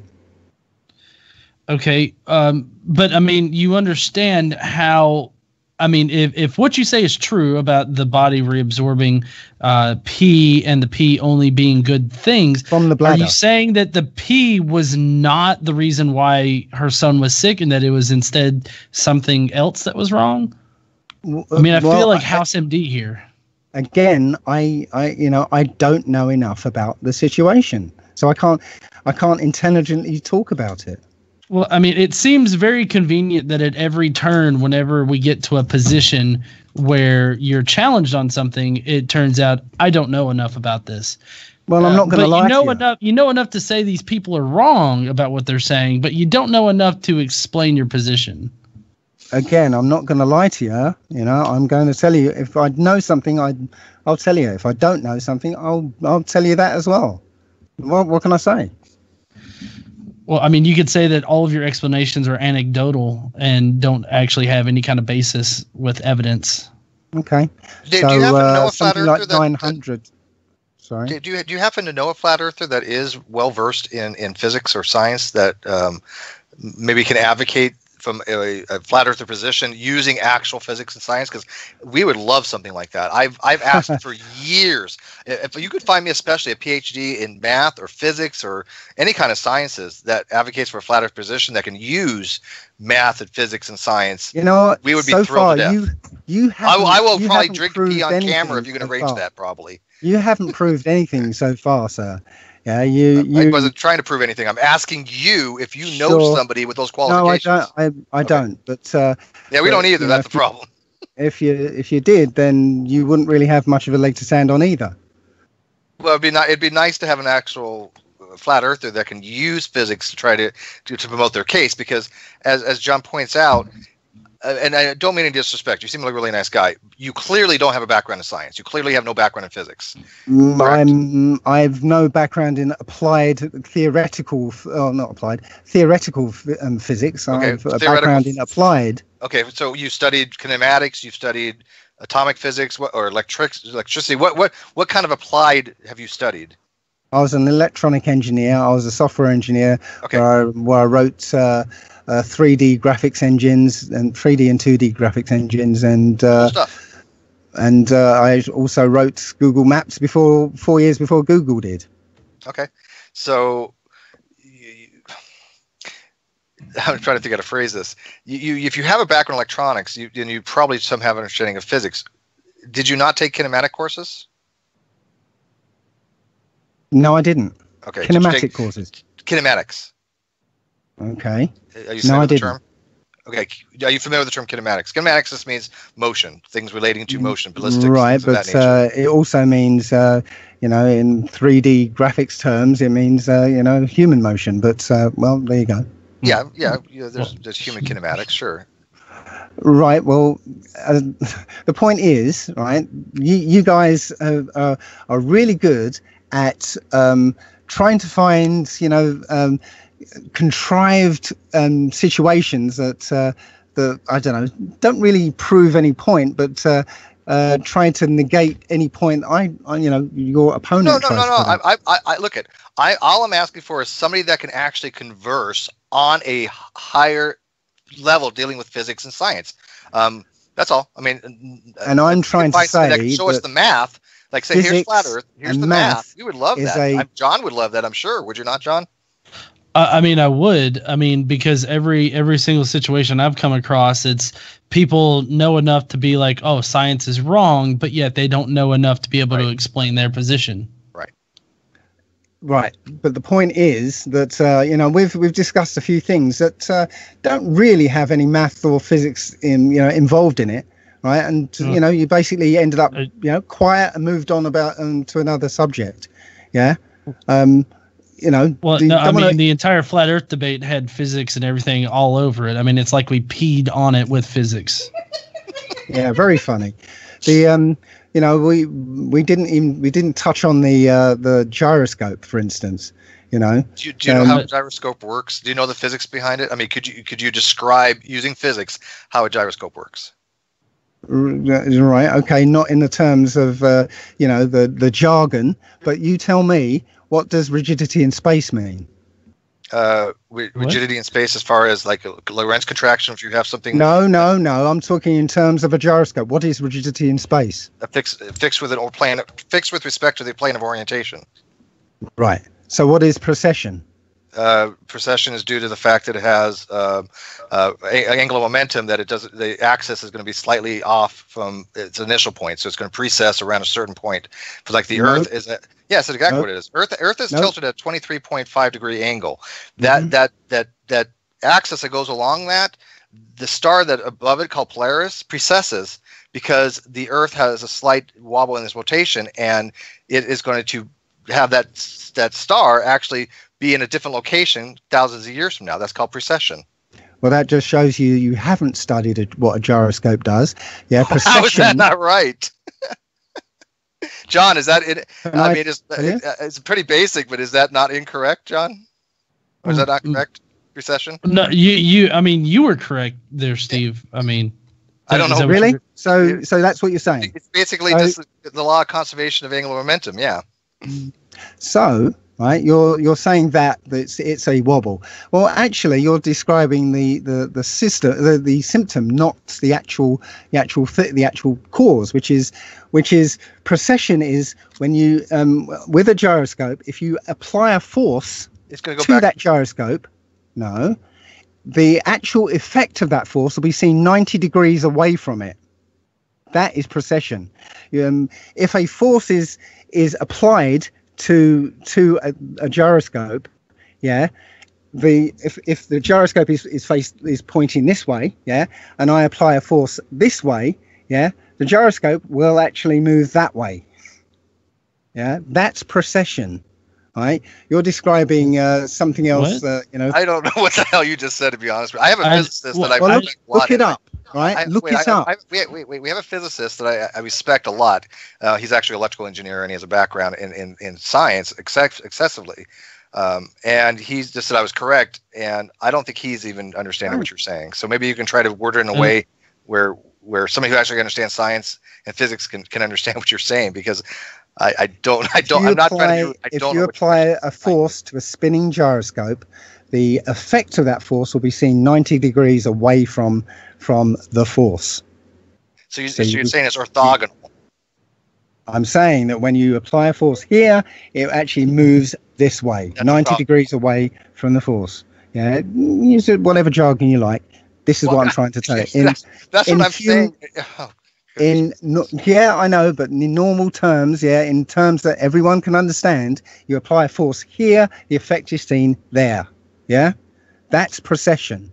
Okay, so a gyroscope is fixed in space. It's rigid in space. It has no reference to the plane of orientation. Yes, to its own plane of orientation. Has no reference to the Earth, has no reference to the center of the Earth.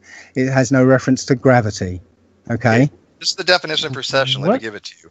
The slow movement of an axis of a spinning body around another axis due to torque, which is a rotational energy, rotational force, such as gravitational influences acting to change the direction of the first axis. It is seen as circle slowly traced out by the pole of a spinning gyroscope. Exactly as I said with the pole, it's traced out. The Polaris is going to change position because of precession. So why does the rotation of a rotating body due to an outside force on it? So why does it do that? Conservation of angular momentum. Right. As I said, if you actually Googled, the precession of a gyroscope, you'd get a different and a more detailed explanation rather than one. You just said before you don't know how a gyroscope works, and now you're trying to explain to people how a gyroscope works, though. No, for crying out loud! You're the one who just bloody Googled it, so you're not one to. I just Googled the definition. I know what precession is. I described it. The point I'm trying to make, is that a gyroscope, right, is rigid in space, no reference to the Earth, no reference to gravity, no reference to the center of the Earth, right?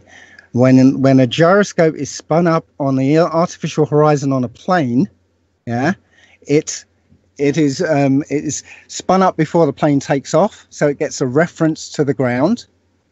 And as the plane goes over the curve of the Earth, the gyroscope stays rigid in space. So the artificial horizon should appear to roll backwards, but it doesn't. No. I mean, you're totally negating the locality of gravity and the space that you move around with how big the spherical Earth is. Of course, the gyroscope isn't going to move like that because, I mean, it's got a locality to it. That's why we don't go over the curve of the Earth, because at every single point on the Earth, we're on the curve. Every single point on the Earth is a curve. I know, but the plane follows the curve, apparently. If in straight and level flight, it would follow the curve of the Earth. The gyroscope stays upright because it's rigid in space. Okay. And so if a plane was flying 4,000 miles, it would, 60 degrees. I think that would cover. Right. So the artificial horizon should roll back 60 degrees, but it doesn't. It stays straight and level. All right. Well, I mean, I haven't done a lot of research onto gyroscopes and what the fuck, dude? I haven't done a lot of research on gyroscopes as they fly, but what I do know is that every point on the spherical Earth is on the curve, and so this is your friendly producer, David Fulton. I have something to add to this little conversation about gyroscopes and planes here. Okay. There's an air-based system, because when a gyroscope can also be turned into a fan, right? We can put vanes inside there that cause it to blow air at the same time it's spinning, right? And that air can open veins in the side that compensate. It can actually be made to compensate for that roll you're talking about. They're called pendulous veins. You need to look those up, Mr. David. I do know about pendulous veins. Have you seen Wolfie 6020's videos? Because you need to look at those videos. I've seen those as well. He's done plenty of videos that tear those gyroscopes apart, that go into the into the dashboards of planes and show how that all works. Yeah, and Sassy producer. Wolfie's a pilot, correct? Yes, Wolfie is a pilot. So he has a lot of expertise in that particular topic. Yes. Really? I've spoken to many pilots. Every time I fly, I take the opportunity to talk to each pilot, and I get different answers from each one of them. What are the answers? What are some of the answers that you get? That it naturally compensates to the to the Earth. Sometimes they say that it's got complex electronics that knows where it is on the Earth and compensates. Well, there are different systems, but when you're talking about the gyroscope, the mechanical ones, that's how they do it. The mechanical ones, yes. Right? The pendulous vanes.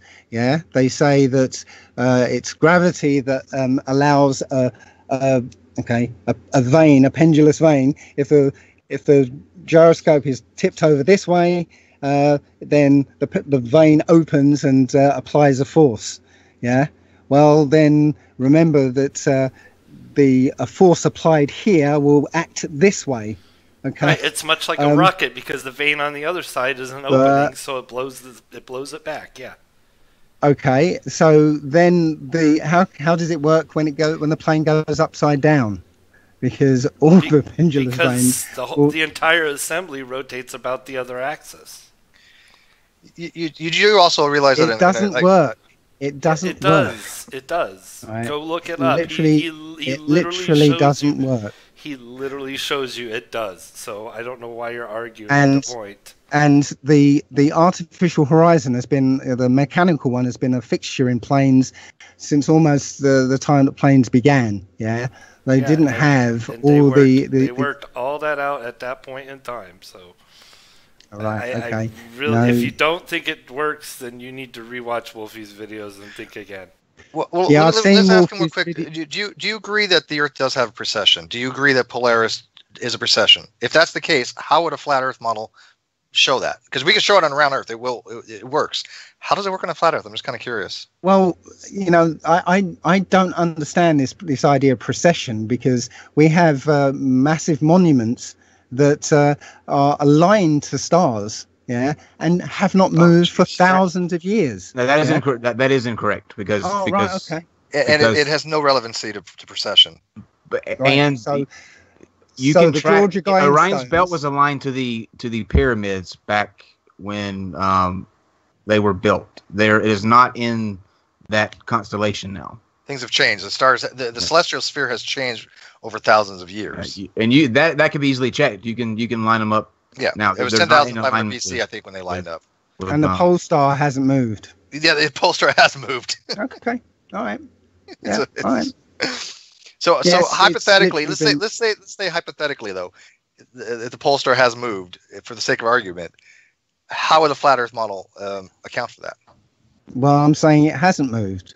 For the whole of recorded history, it's been in one spot.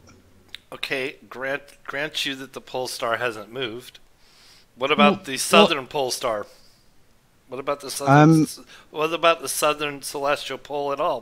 How could you have two celestial poles on a flat Earth at all? How does that work? I don't know. I mean, I don't have all the answers. So that's your model, though. Just because I say I don't know doesn't mean right. I've got you. Yeah, you don't know. So it can't. The scientific model, right? The globe model doesn't have the answers anyway. Either it doesn't have all the answers either. Yeah. It's making up a load of stuff. Right? Sure it does. Look. We got two poles because we're on a globe, and when we look north, we're looking up at we're looking north at the pole. When we look south, we're looking at the other pole. You can see them both from the equator. So there's your answer. Okay. Look. But the pole stars have changed. Yeah. I mean, over time. I mean, it wasn't always Polaris up there that was the North Star or whatnot. It's changed over time because of our orientation in space. And the I guess the precession that we've been talking about here, I mean, it's changed over time. Magnetic north, I mean, even changes. I mean, it's currently creeping. I can't remember which way, but I mean, it changes. I mean, stuff changes all the time, and we'll see a new pole star, like a new North Pole star, like in the next few thousand years. I mean, you will. I mean, it takes a long time, but I mean, it happens.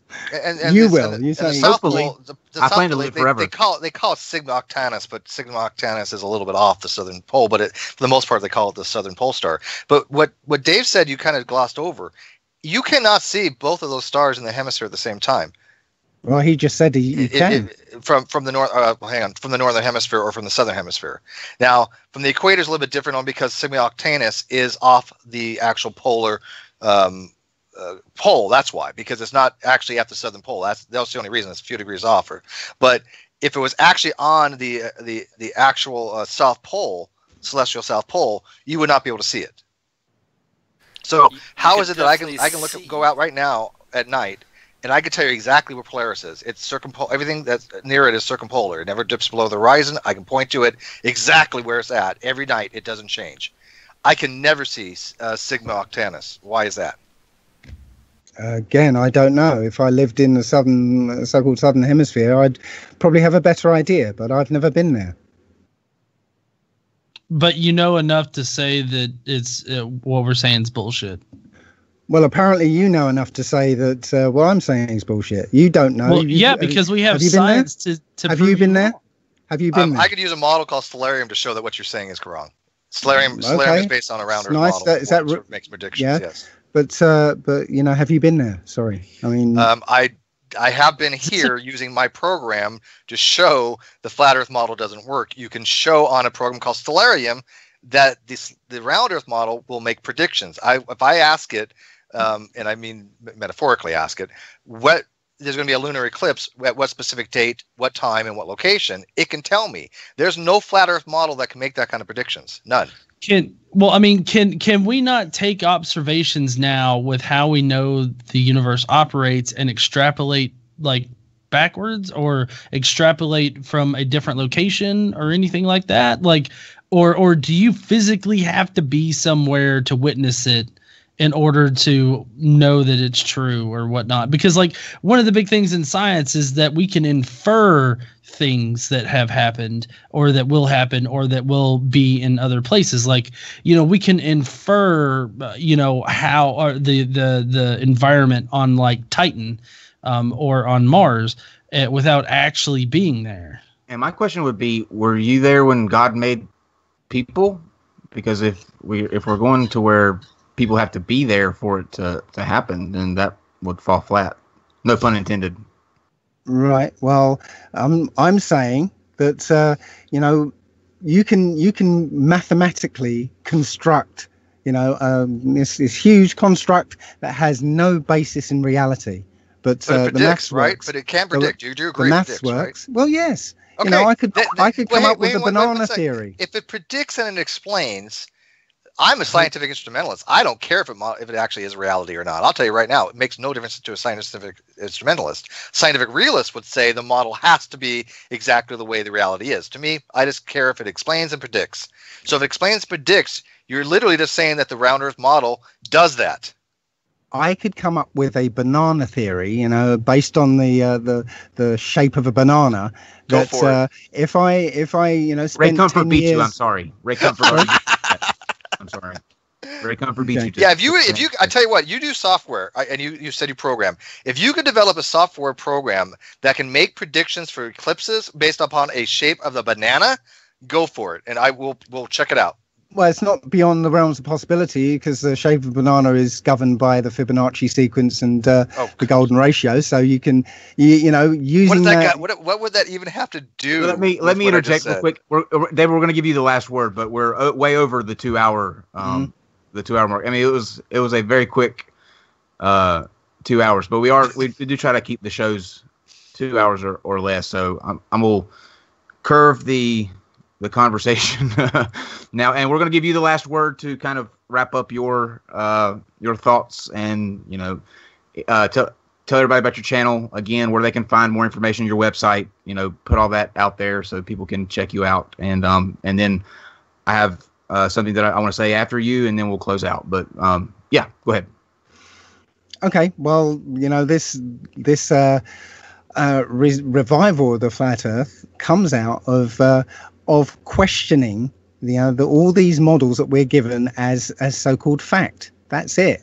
And the point is, as soon as you question them, you find flaws, especially if you spend time looking at the so-called evidence, the so-called physical evidence of this round, so-called round Earth. When you look for physical evidence, you can't find any. Yeah, all you'll find is calculations and theories. So yeah, that's my standpoint on this. You can find my website is allegedlydave.com, and my YouTube channel is dmurphy25. Just curious, real quick, why allegedly, Dave? Are you not like? Yeah, are you? Yeah, that comes from my Freeman days, when you realise that part of the deception is in the name, and being. So a lot of people used to call themselves commonly known as, and So somebody called me allegedly Dave, and that stuck. And last question before we turn it over to Godless Engineer to close out. Have you ever used the phrase, "Am I being detained"? Yes, I have. Several times. He had it on video, I think. Didn't he? I watched one video. I think he said that. I just want. Okay. And you don't want to create joinder with somebody, right? Exactly. Okay. Godless Engineer, give us your final thoughts, and then let everybody know about your channel, where they can find you, if you have anything coming up, that sort of thing. And then I have something that I need to read to everyone before we close out, and then that'll be it. Okay. Well, I appreciate everybody joining tonight. Obviously, I don't know every single thing, to give to a flat earther. It requires a lot of different fields. And, I obviously haven't studied all of them, but, I try to do my best. So for all of the critics in the comments, I'm trying to do better. What I feel like we got out of tonight was just more of the same, of inexperience fooling somebody into thinking that they have perfect experience, into at least enough experience to disregard all of the scientific evidence to the contrary. And that particular subject, I don't understand. I don't understand how you can know enough to disprove a certain scientific theory or something like that, but not have enough knowledge or experience or anything like that in order to present the alternative theory that explains why you think it. And I feel like that is at the heart of any of these kind of debates and whatnot. So, is that a Nikon P900? Yeah, and just going out and trying to find curvature. This tells you that no. Okay. No curvature. Just let you can find me. Real quick, there's an entry in the P900 and the Great Debate Community Wiki. So if you want to learn more about the magical powers of the Great Flurfer P900, go to the Great Debate Community Wiki. We have a whole article just on the P900. So if you're interested, I'll connect you, David. Yeah, it's great. Yeah. Actually, it's well written. And you can find me on YouTube at Godless Engineer. You can also find me on Twitter, Godless Engineer, and Godless Engineering on Facebook. So if you want to connect with me there and enlighten me about how much I fucked up on certain portions of tonight, please do. Well, the entire point of this conversation, I think, was to kind of go through each other's thinking and get a better understanding of where we're at. It wasn't a science heavy thing anyway, so lighten up on him, guys. Are we going to drink pee now for some kind of camaraderie? That, because have a toast to David. Because we went there. Hang on, I'll go to some right now. Because we went there while you were all talking about the pee thing. I wrote sort of a send off in I don't know what you would call you'll understand, but this is all in jest, David, all in jest. We would like to thank all of you for tuning in tonight. I think that this was a golden opportunity for us to get our ideas out. David, I hope that you're not pissed. It was all in friendly exchange of ideas. If you want the show to go back towards our religious roots mostly, then you're in luck, because tomorrow we'll be back at 8 o'clock with another debate. And if you haven't seen the new channel trailer yet, it leaked 3 nights ago. Enjoy. Bye, everybody. Thank you, David. Thank you, Godless Engineer, for joining us. It was a very interesting talk. I learned a lot. I didn't expect us to go into quite the anatomy of people walking around with shit. But it was great. It was great. I loved it. So yeah, you can't say this was a shit show. It was a piss show, but it wasn't. Love it. Okay. Tomorrow at 8 o'clock we'll be here. Thank you, gentlemen, both again for joining us, and we will see you tomorrow.